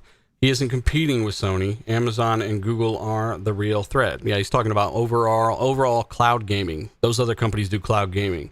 He says either way, Microsoft, yeah, they have so much value. I think it really what it comes down to is what do they offer you? Do you like the flexibility of Game Pass, the value, the ability to install these games locally and have them on all of your devices, except for the PlayStation, of course? With the exception to certain deals, as far as we know, we've had Aaron Greenberg on the show, right? That show did 100-something thousand listeners.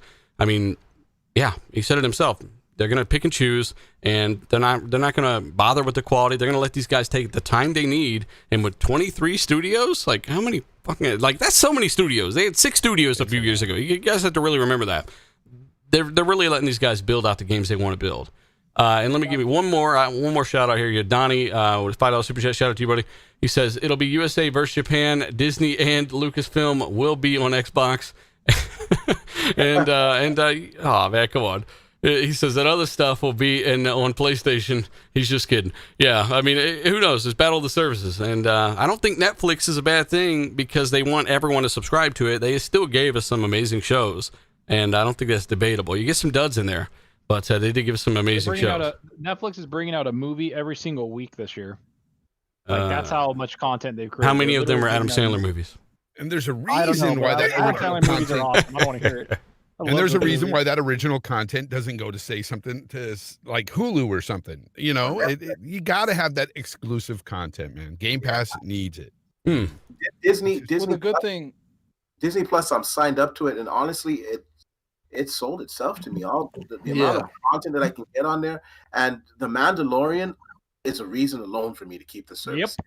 You have not read this super chat, dealer? It's pretty trash. Say what, Cole? Can I read the super chat? Yeah. We're talking about D-Batch is in a Mandalorian costume in the corner. This is the way. It is a good show.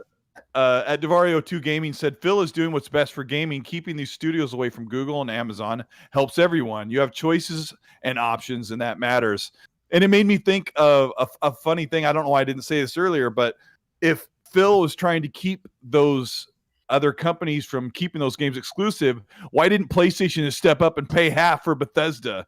So just tell somebody else that one. It's like if they're going to make a multi-plat just to keep them away from Google and Amazon, like PlayStation would have when halvesies on them. So just pay attention to the logic that you're using. Like step back for a minute, and I don't know. It's just people just have their own idea. They think the way things work. Just take a step back.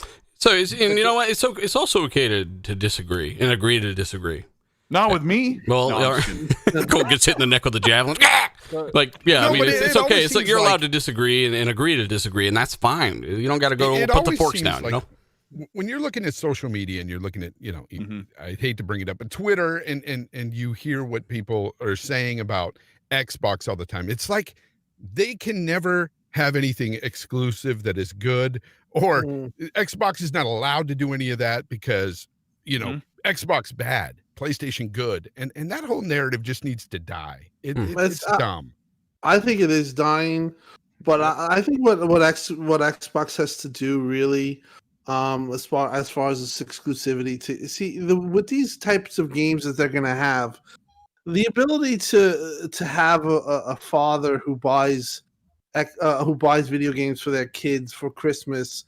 If they come into the store and they're asking for Game Pass, and that would be like having games like Indiana Jones exclusive or Elder Scrolls. I think that's when really Game Pass takes that eventual other step, and that's where it just becomes, bigger than it's at 20 million right now, but I'm talking like 50 million. 20 million Game Pass subscribers?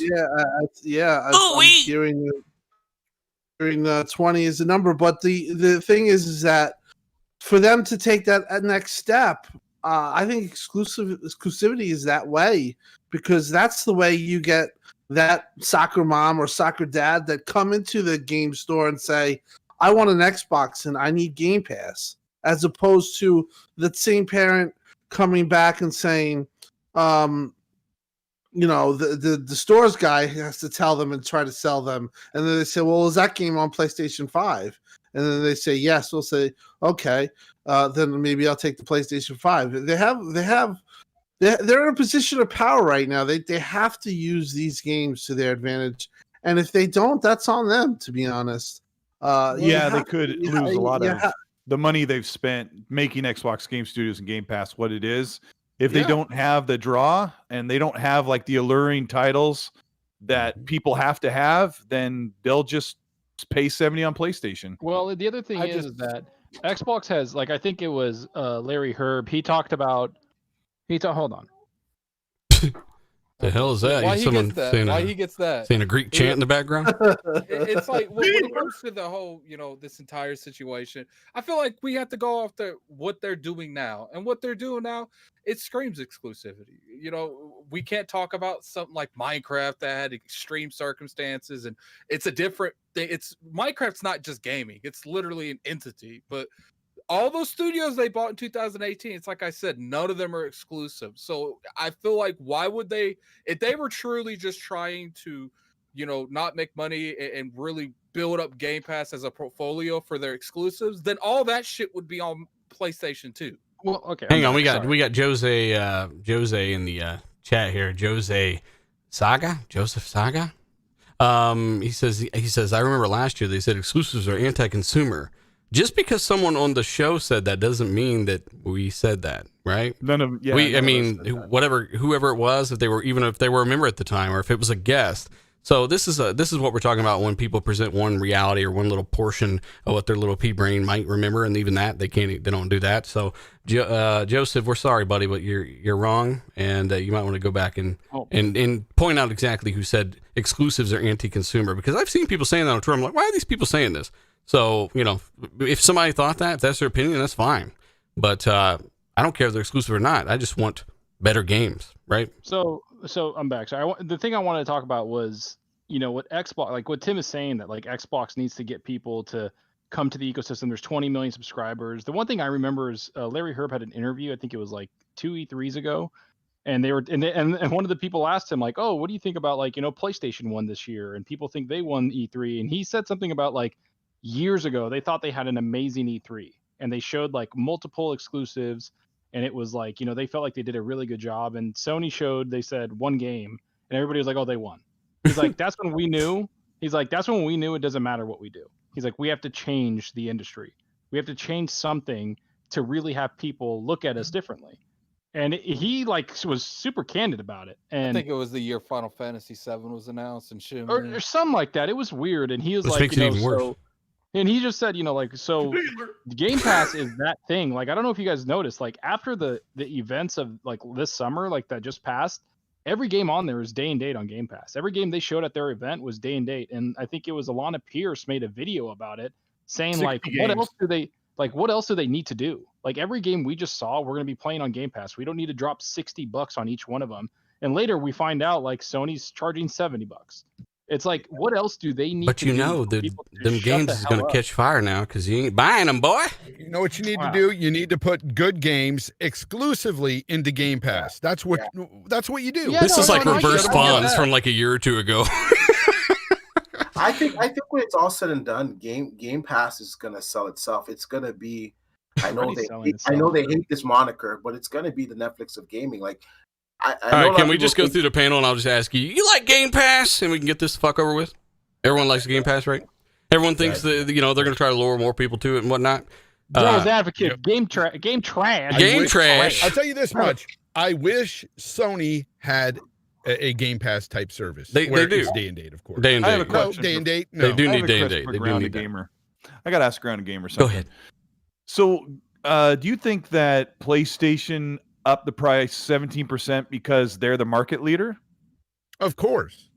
Now, if PlayStation was so dominant that they pushed Xbox out of business, would they have asked for more than 70? Like, this is the problem that we have to think about. Like, don't a lot know. of these guys that are waiting for Xbox to just I- throw in the towel and say, look, we're just going to be like Sega and we're just going to, everything's going to go everywhere and we give up. And then while PlayStation was beating Xbox for the entire generation, when Xbox One went down the hill for how they did things, PlayStation stood up and said, we're going to charge $70 for our games. And we I feel think like they that's said fair. that they were going to charge 80, but they decided not to. That's I think they right. said that. They did. They proposed 80. And this is the market leader, not the monopoly. So like, this is why it's so important that there may be a couple of exceptions from Bethesda that are prior deals. Maybe Starfield doesn't make an exclusive. That's the one I'm really questioning. And if Starfield comes to PlayStation, it'll be a $60 game, and it'll be a lot cheaper for Xbox people who have Game Pass. You know, so. even if they were making Starfield's gonna stuff, be exclusive, man. Because even if still they is were brought making up a version for PlayStation, I agree. they should totally just scrap that now and just say, F you, it's going to be exclusive to Game Pass. Hey, That's what they should do. Kovac, Nexus. D is one of my best friends. Okay, we just had a pillow fight the other day, like just out in the middle of nowhere. We're like, it was weird, but 'Cause still, we were best you friends. guys- Do you guys know if Bethesda's games like Fallout 4 and games like that, do you know if they build those on PC and port to Xbox second? Like, is PlayStation's the last place they port? Have you heard anything about that behind the scenes? Because the PlayStation port may not be that far along if Starfield's I you know, feel a I year could be out. wrong, but I feel like Bethesda makes their games for PC first because they run. Yeah. freaking- Of course, they run of course. fucking They all sun do, on them. really. Oh, what? Okay, so let me ask you guys something. If Sony were me tell you to something. bought, No, if they bought definitely Bethesda, wouldn't. They definitely wouldn't. they wouldn't let Starfield go to Xbox. It wouldn't even be a conversation. No way. It would be a done deal. Everybody would know that it wasn't coming. Yeah, I mean, yeah. Why? Yeah, I mean, we've already talked about this shit. But why are we back on this? Holy shit! Yeah, I It was mean, your dealer, you did it. I didn't Take do the nothing. reins, dealer. Be a good host. I'm and go to the lost. next I'm topic. You know what? trying. It's It's just not that even everyone about- keeps talking but about this here's the Bethesda thing, thing and dealer. if it's going to go exclusive. Like, we already talked Yeah, about but this. it's not even just about Game Pass. Now, Game Pass is the big thing for them. But for every gamer out there, for gamers that want to buy their physical copies or digitally, whatever it is, and they want to pay that full $60 price tag on Xbox, for them even, I mean, it doesn't matter. They just need good games on Xbox. That's what would stop all this negative stuff if they just had fantastic games on Xbox. More Now, of when them, is Jim I Ryan should going to say. be on the show, Fonz? Jim Loose Lips Ryan. Yeah. Well, you know, I'm trying to nail it down. Maybe sometime in, I don't know, man. He's hard to get. Maybe October. I saw the video you two. It's what was that? Steak and Shake? I don't know why you guys went there, but you said that he told you some pretty interesting things Shake about Shack, yeah. Shake Shack, yeah. So Yeah. hopefully you get them on soon. Honestly, October. Yeah, that should be fun. We've also got. But he ordered Fruity Pebbles there. Now they didn't even have Fruity Yeah, Pebbles. he didn't know where he was. It's just weird, man.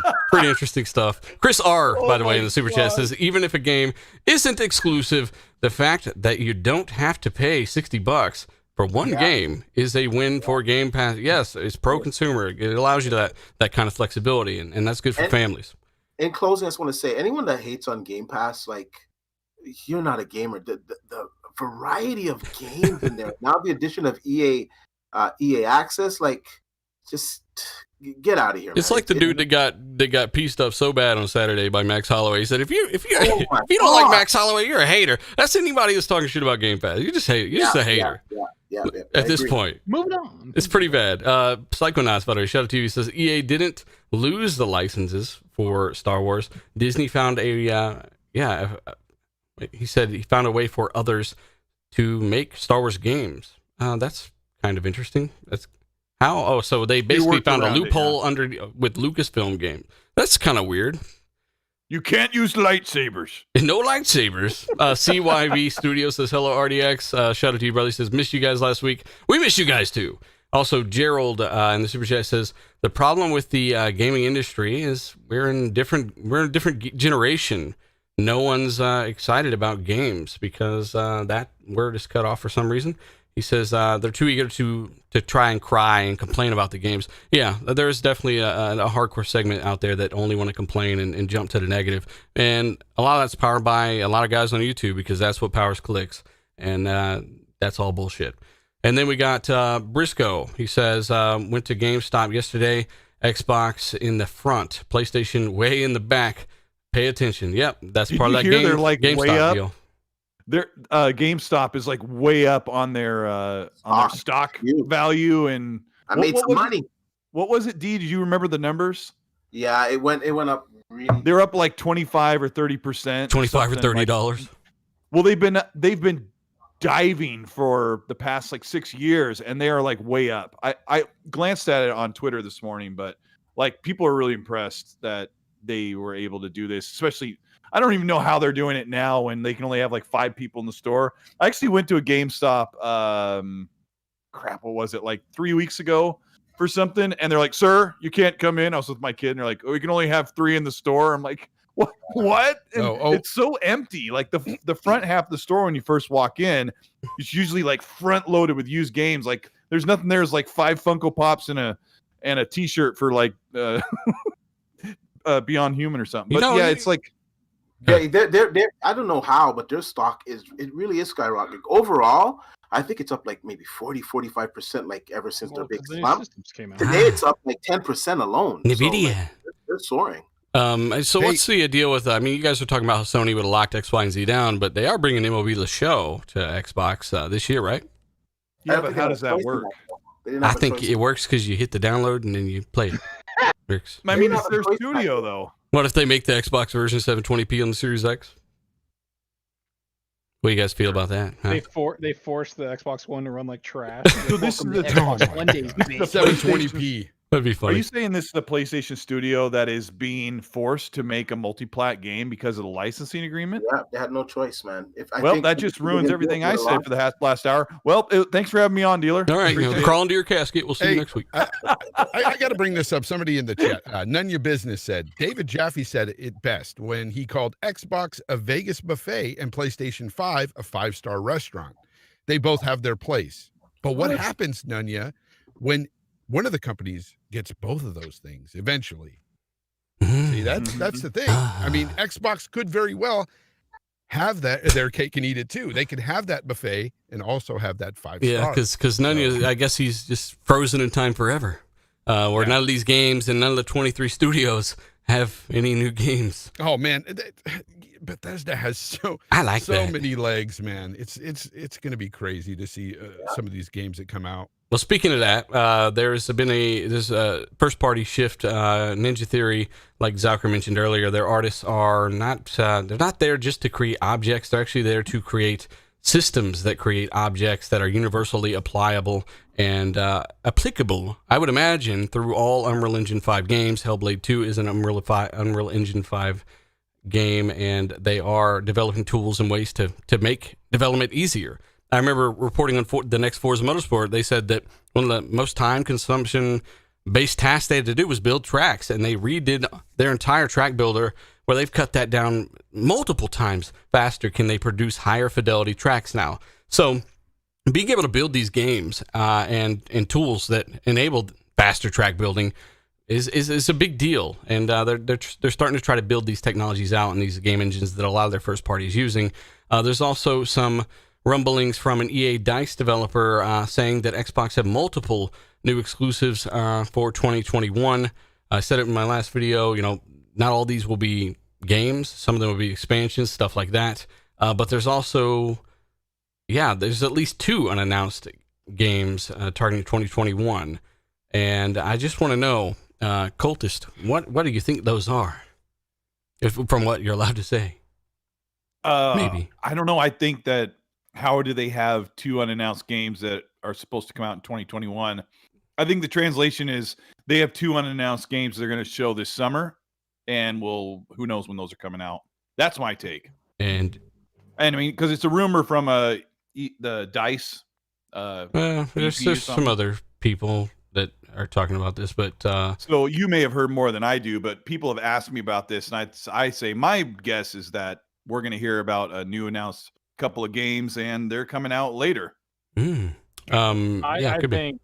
think that the games that they're talking about is probably Wolfenstein, but the other one is probably Forza 5. Like, we've had Jeff Grubb and a couple people talking about Forza, and they don't really announce Forza until the summer usually, and then it comes out 5 months later. So I think no Forza Horizon 5 this year. Yeah. No. Yeah, and so like or Wolfenstein, and honestly maybe something from Bethesda we don't know about.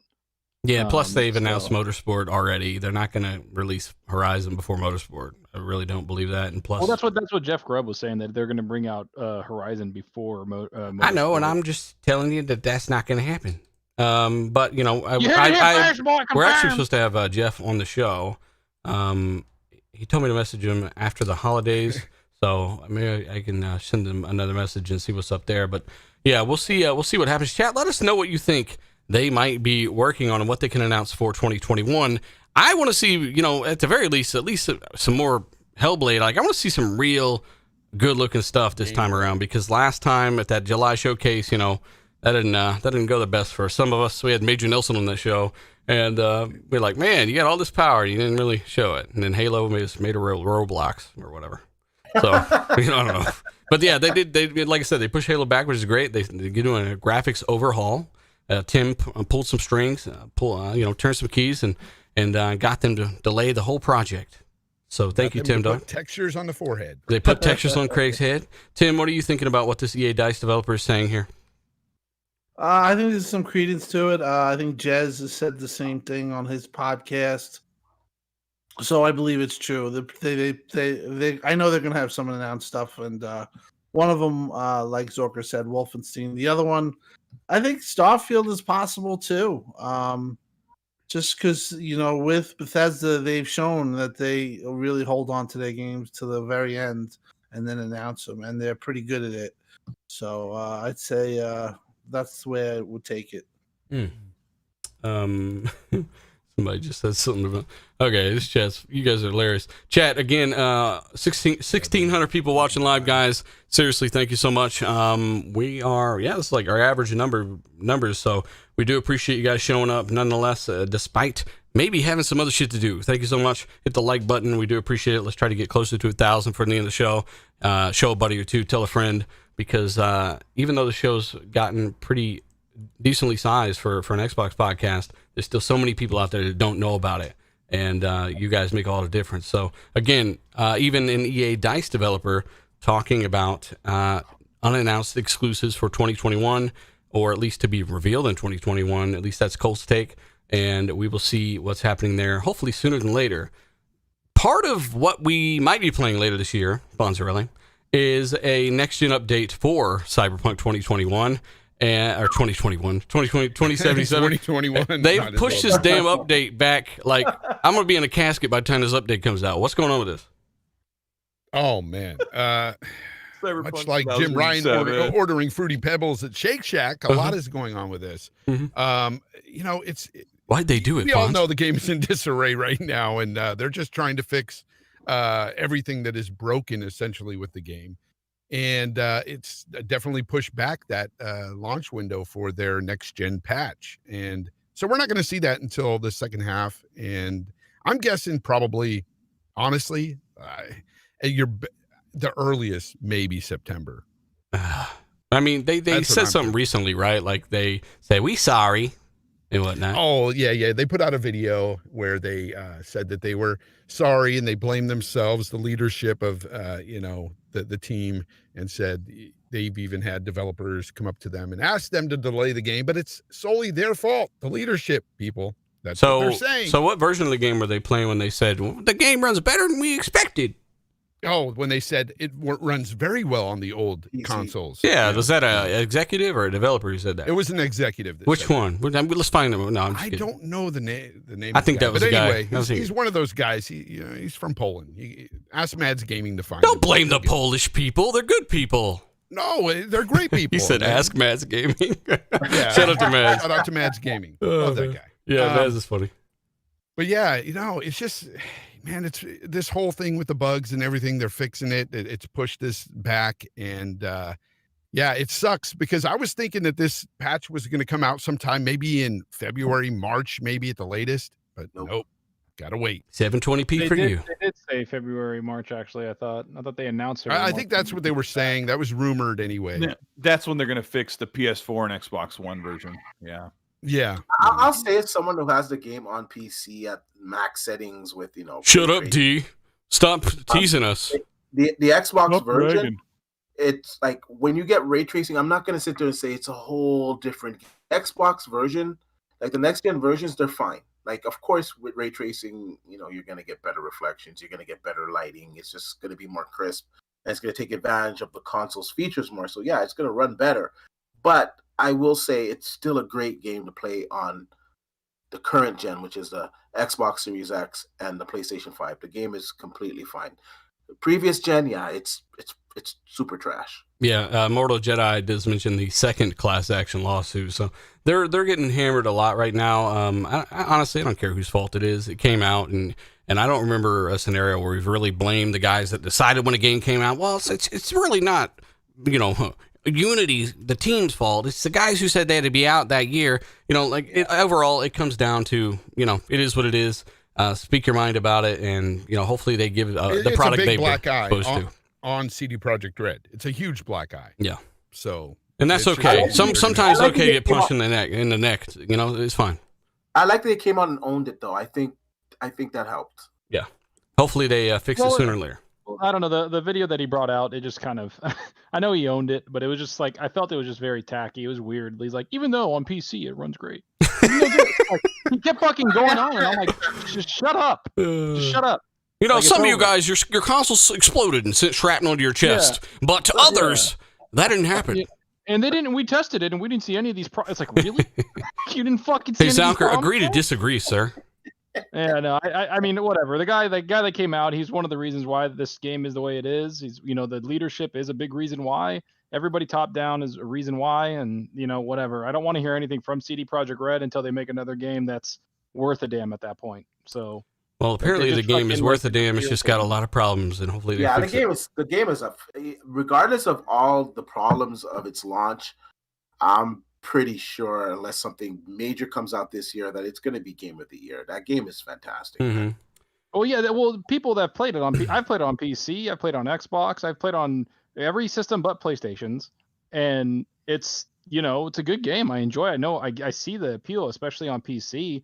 But when I went from PC to like the console, it was like completely different. I was like, holy shit. I was like, why is it like this? Like, what happened? And that's what it just like killed me. Ray tracing didn't happen. This chat is cracking me up right now. I don't know where you found these people, dealer, but they found us. Them. It was meant to be. It was meant to be. Hey, Donnie, by the way, says, Donnie says, does the buffet have donkey sauce? I really love donkey sauce. No, you didn't say that last part. We've also got Bronze, a player. He says, there's a lot of stupid statements floating around. He's talking about Game Pass from players online. He says they're saying I like to actually own my games. I don't need Poor Pass. That's fucking ridiculous. Anybody who says that, you ever said that, smack yourself in the face, okay? And then delete your Disney Plus, your Netflix, your fucking Hulu, and quit being a moron. And making fun of people that don't have as much money as maybe you do. That's fucking ridiculous. And these guys are hypocrites. If Sony had an equivalent service, they'd be on it day one. It'd be the best thing ever. So just shut up. Yeah. Bronze Player, he does point out how they're playing the free PS Plus games and bragging about them too. So, good point. D, what do you think that Cyberpunk will? How much better you think it'll be once it's actually optimized properly for PS5 and Xbox Series X? Well, I'm not expecting a whole lot. I'm hoping you know better than I do. You'll get a more stable frame rate. That's not really a problem right now on the Series X. What else? You're gonna get better ray tracing features, right? So you're gonna get ray tracing, which are you gonna get ray tracing at 30 or 60? Because I've been talking to some of my friends thinking I don't think you're gonna get that. I mean, they'll fix the bugs, but like floating guns or floating cell phones, and maybe somebody who's sitting a foot off the air didn't really bother me. I just kind of rolled my eyes because it doesn't happen that often. right. But like, what is the game-changing difference? The ray tracing, because the ray tracing changes the way that the game looks. It definitely does. So The way the lighting looks. yeah. But do you think the ray tracing will run in Well, performance it's not mode? just the ray tracing. It's not just the looks of the game. It's the AI. It's everything. It's the population of the city. It's everything. The density, the draw distance. It's all those things are going to be massively improved. And those are the main things that the guy who's making the video talked about. He talked about like how they would make the game dense or the city more dense, and it was very ambitious. And then the systems, they had to keep optimizing it differently on the lower system because they couldn't run it. Remember with the first Watch Dogs, they had it like, if you looked at the 360 version and the Xbox One version, there was like no one out on the streets. Like, But to answer your and that's the question, big thing is the AI. I think it's the AI part of it, and a lot of the stuff that they have to do through the CPU that's like very heavy on that, especially with optimizing it for that. Because that's like, the best example I can think of is like the Nemesis system is AI. It's understanding and learning as you go through the game, and they had to take that out of the 360 version for Mordor. And this one, you can tell like they've taken a lot of things out, and then the PC version just has it. They have those little systems in there that really make it good. They just need to optimize it better for the consoles. Yeah, to answer your question though, Colt, I think it would run at 30 frames per second, and it would be on some dynamic scale, because on PC, and I got a hefty rig, I got a 3080 in there strict, so it's like a really top clocked card.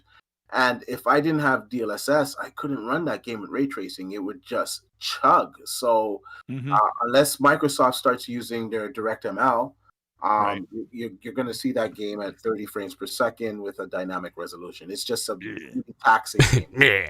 Let me give a shout out to Davari02 Gaming. Shout out to you, brother. He became a new channel member as well. Shout out to all the channel members. The green names, and the cool badges next to your name that change every few months. The platinum and gold is the highest tier. We've got several of you in here. Thank you so much. We've also got Ape 2020 XXX. He says, I think CD Projekt Red going to be bought by who? Well, yeah, that was something that was going around. According to a research firm, they think that CD Projekt Red are prime for acquisition after all of the mishaps regarding the game. Well, it'd be kind of obvious who would buy them. I think Bandai Namco. I don't think Xbox is gonna. I mean, if they do, they do. But Xbox, if you've noticed, every publisher or every studio they've bought, they've really trusted the leadership, and the leadership at CD Projekt Red is trash. Yeah, but so if you are own not them, gonna fucking buy them. But if you own them, you can do what you want to do, right? So well, then that's not the reason why with the you buy people. suplex. You buy them because you want them to fit a culture. That's the whole point of Xbox is talking about. That culture doesn't fit. Leadership and the talent are two separate things, right? So you could kind of go through the leadership a little bit, switch it around, and still have the talent and still have the same focus. Why not just poach them then? Yeah. Well, either way, the head of the snake leads the body, right? Gene Samuel Andre says, just happy to be a channel. Thank you so much, sir. We've got, I think we've got another one here.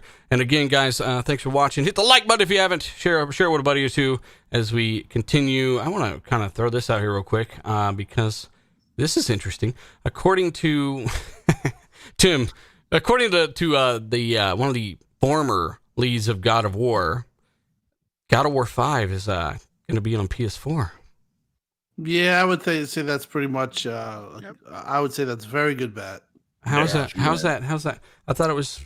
Well, hang on. The guys on Twitter told me it said something else. Yeah, they took it. I don't know what happened with that whole that whole thing that he was pushing, but I would say it's pretty much.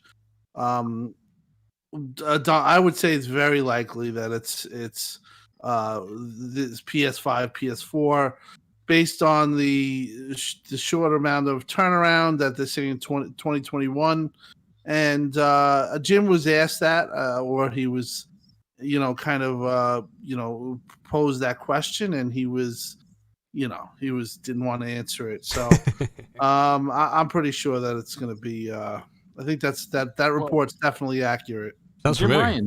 Ryan said that they're going to support it for like the next 3 to 4 years. Yeah. The PS4. So like, isn't that mean like? And then Horizon, they said that's Holy gonna be crap! on Did they get PS4. mad when Phil said 1 to 2 years? Didn't they, Zocker? Matt Booty said 1 to 2 years or something, and then people were just like, "Get him!" And then it's just like, all right. And then they Jim announced goes no next new week? games for the That old was- system. Well, That was the craziest get 'em I've ever heard. Right? Get 'em! yep, that's exactly what happened. And then Spider-Man came to PS4, and Yeah. you know, And then, we they're all like, get Spider-Man on PS4. Oh, it's okay, 100 million. Why wouldn't they? It's like, oh my. Yeah. Hey, Pons, what about Good little 4-hour run.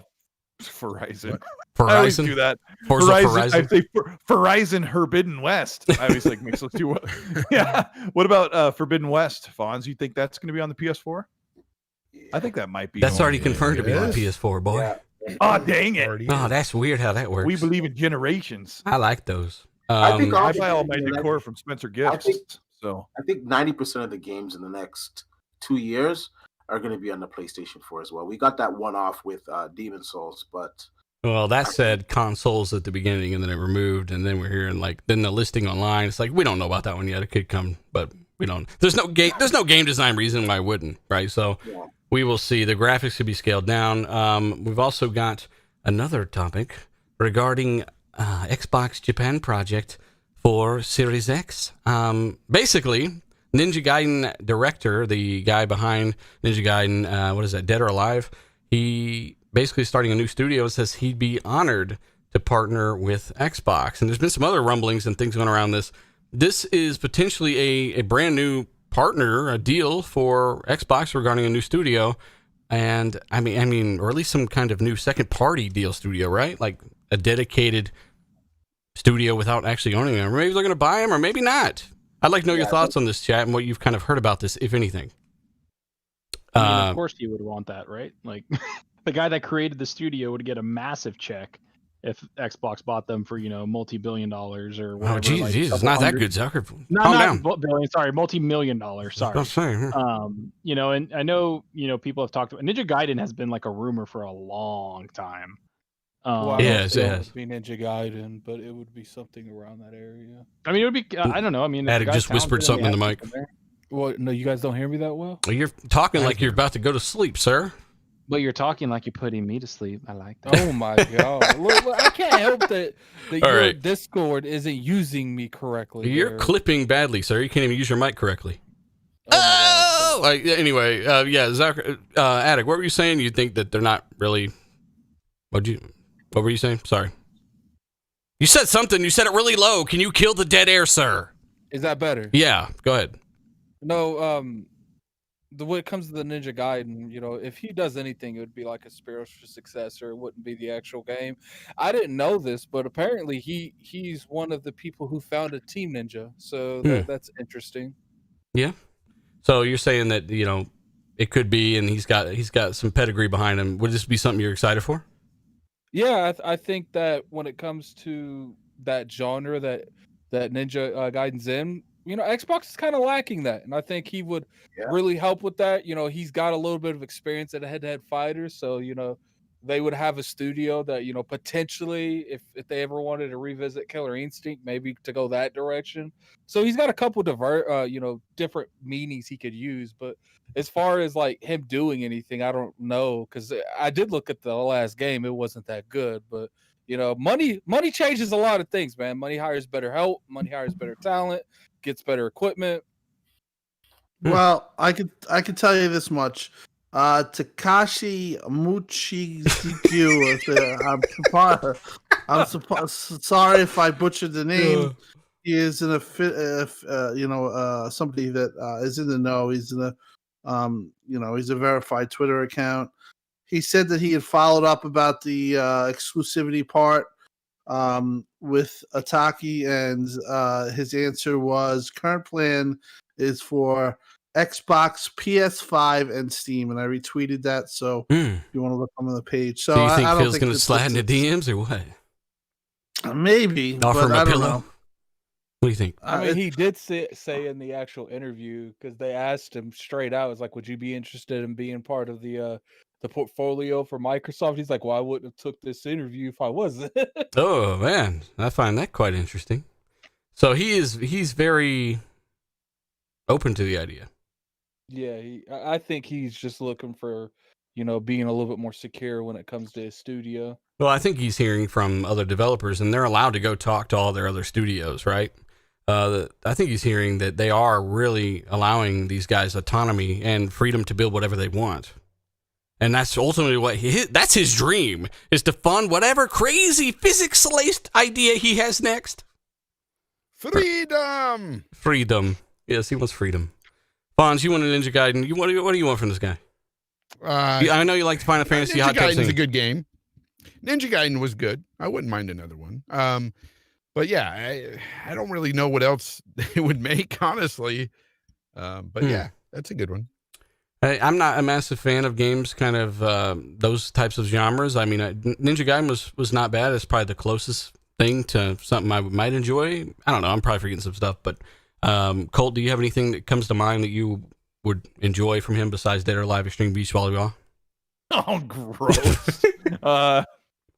If 19 jokes I could have made right then, and I put the brakes on all of them. Thank God. So yeah, no, I'd like to see something. That Ninja Gaiden back and pack game's pretty cool at 4K 60, but that's a tough game, man. Those things are like the original Dark Souls. So they need like a mode where just like the newest Crash Bandicoot. That's a quality game. Like yeah, good looking game too. It does, and they have if you play on their version, the newer updated version, there's checkpoints, right? And that someone like me, I don't want to sit there and do the same level 50 times or 1,000 times. Man, that times. game swats the crap out of Banjo-Kazooie, I'll tell you what. Like shit. Crash Bandicoot's quality. Find Cody Swood at Cody Swood on Twitter. And look, man, just because you bought all those DLCs to that Dead or Alive, don't mean you need to attack me for liking Banjo-Kazooie. Yuck. Banjo-Tooie. No, actually, I'll clear the air because I think I said this on Twitter only, but after playing Sackboy, I'm like, give Banjo-Kazooie to Sumo Digital because they're really talented.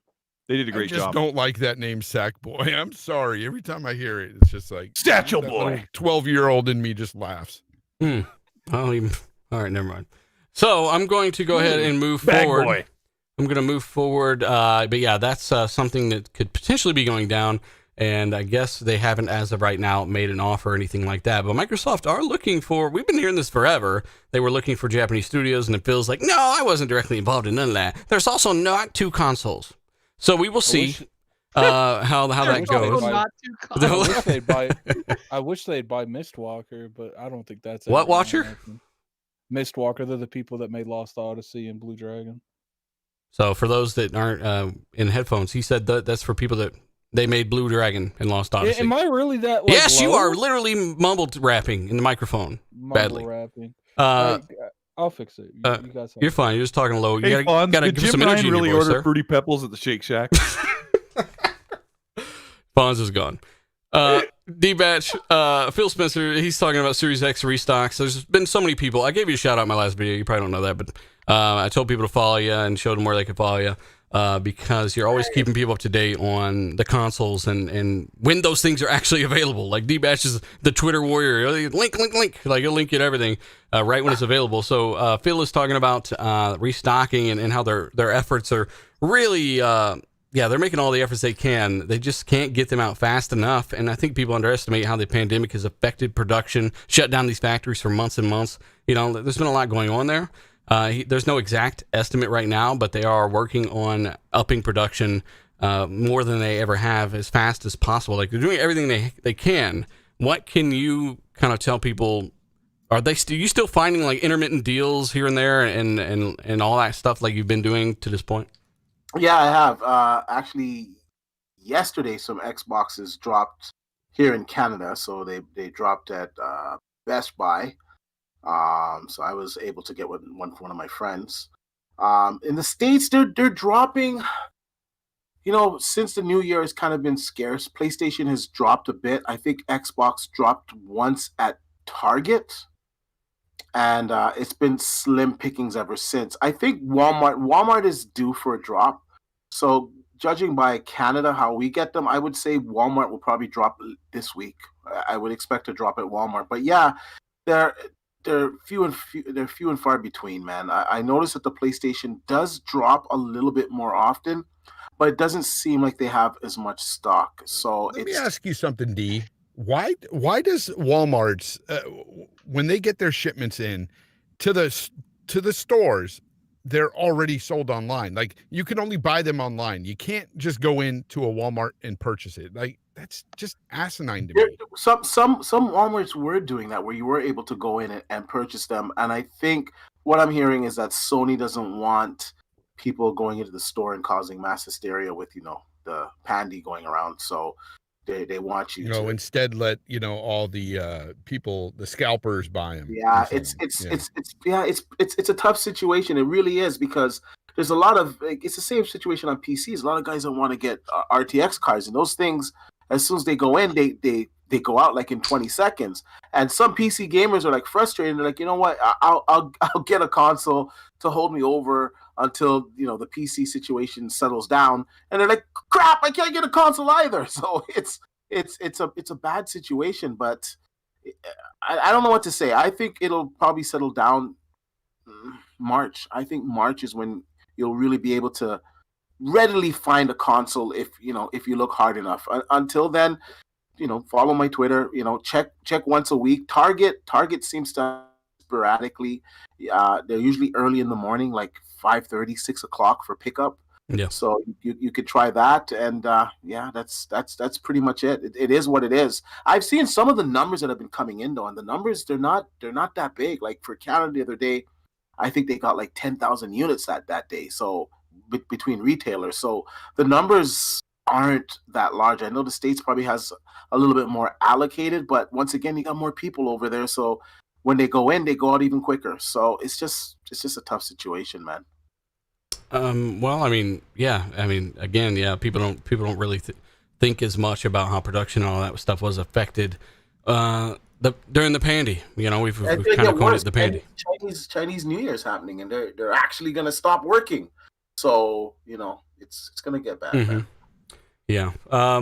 But seriously, follow D-Batch on Twitter, and we'll kind of do his outro. But yeah, to all you guys joining us, seriously, thank you for supporting the show. Thank you for making it what it is. It's all because of you. If you haven't, consider hitting the like button, share it with a buddy. And it's a great thing to listen to when you're at the gym or maybe doing the dishes, especially you, Obi.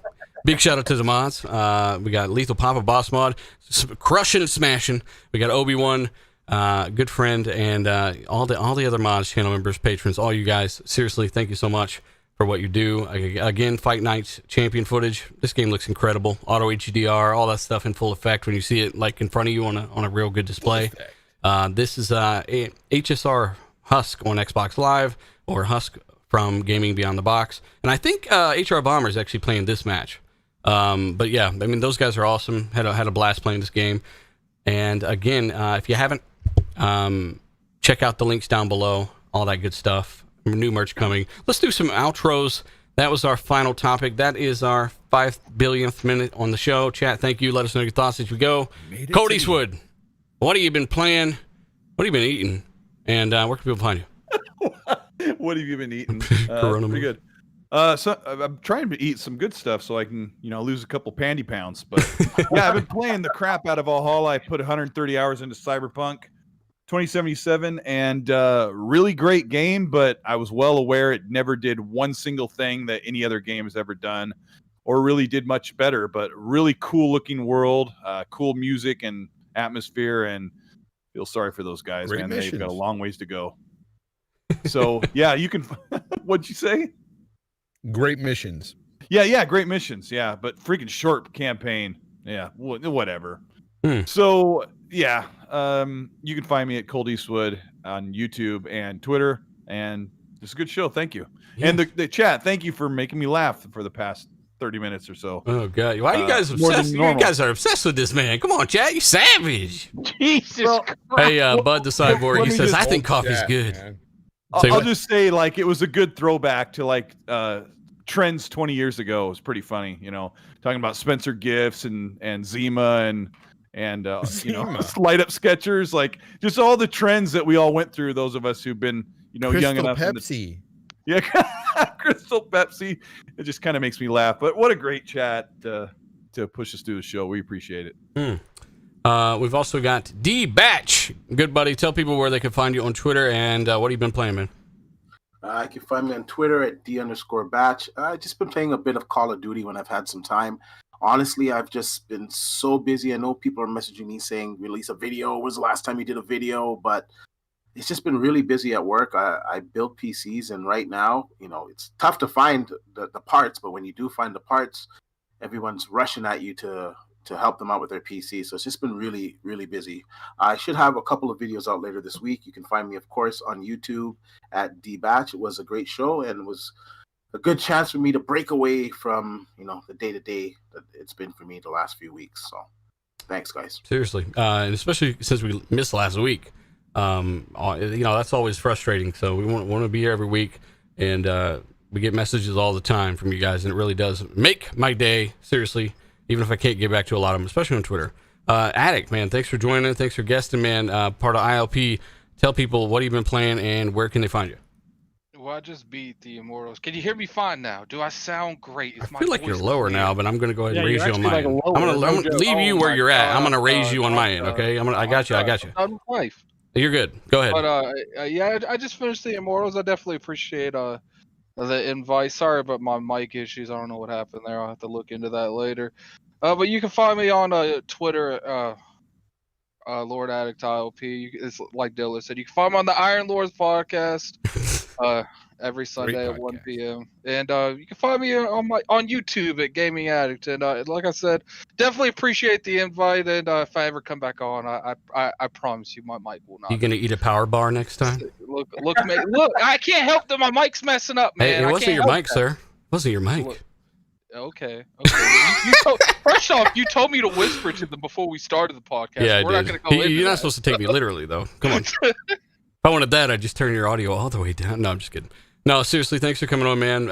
And we always joke around with Addict. Addict jokes around with us, and good friend. We've talked to him all time on Xbox. I had him download 2K yesterday, and then I apparently bailed without saying anything. So Yeah, you just took off, and Yeah. I was sitting there looking at this 110 gig taking you up still on got to my download hard it. You'll be all right. drive. We'll play. And Humor's also, good for that. hey, we've also got Fonzarelli, who's good for not being online ever.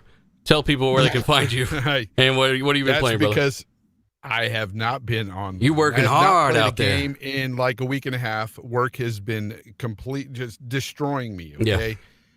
So many hours put in. It's insane. I need to reach out to Jason Schreier because I need help. Crunch is bad at my job. Not really, but it's tough, but I'll get through it. Just got no time for anything else, but you can find me here on YouTube, The Grounded Gamer. You can find me at J Fonzarelli on Twitter, but if you just type in The Grounded Gamer, you can find me at J Fonzarelli. The man with 7 names. No, it's just I'm never going to change that Twitter handle. Anyway, but yeah, you can find me there at those two places. And, I put in a lot of hours into Cyberpunk. I know that it's got its issues, but Didn't you beat it had a like great twice? time with it. I started playing it again. Again, I haven't played in like a week and a half though because of work, but I'll be there someday. Shit, you won't be there soon. But Xbox ain't got no. Anyway, hey, Tim Dog, brother, tell people where they can find you. What you've been playing, man.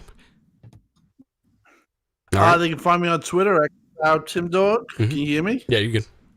Okay. Yeah. And I've been while I've had time, which has been sparingly, I've been trying to finish Yakuza, the new game. Really enjoying it. And I play NBA Live, NBA 2K21.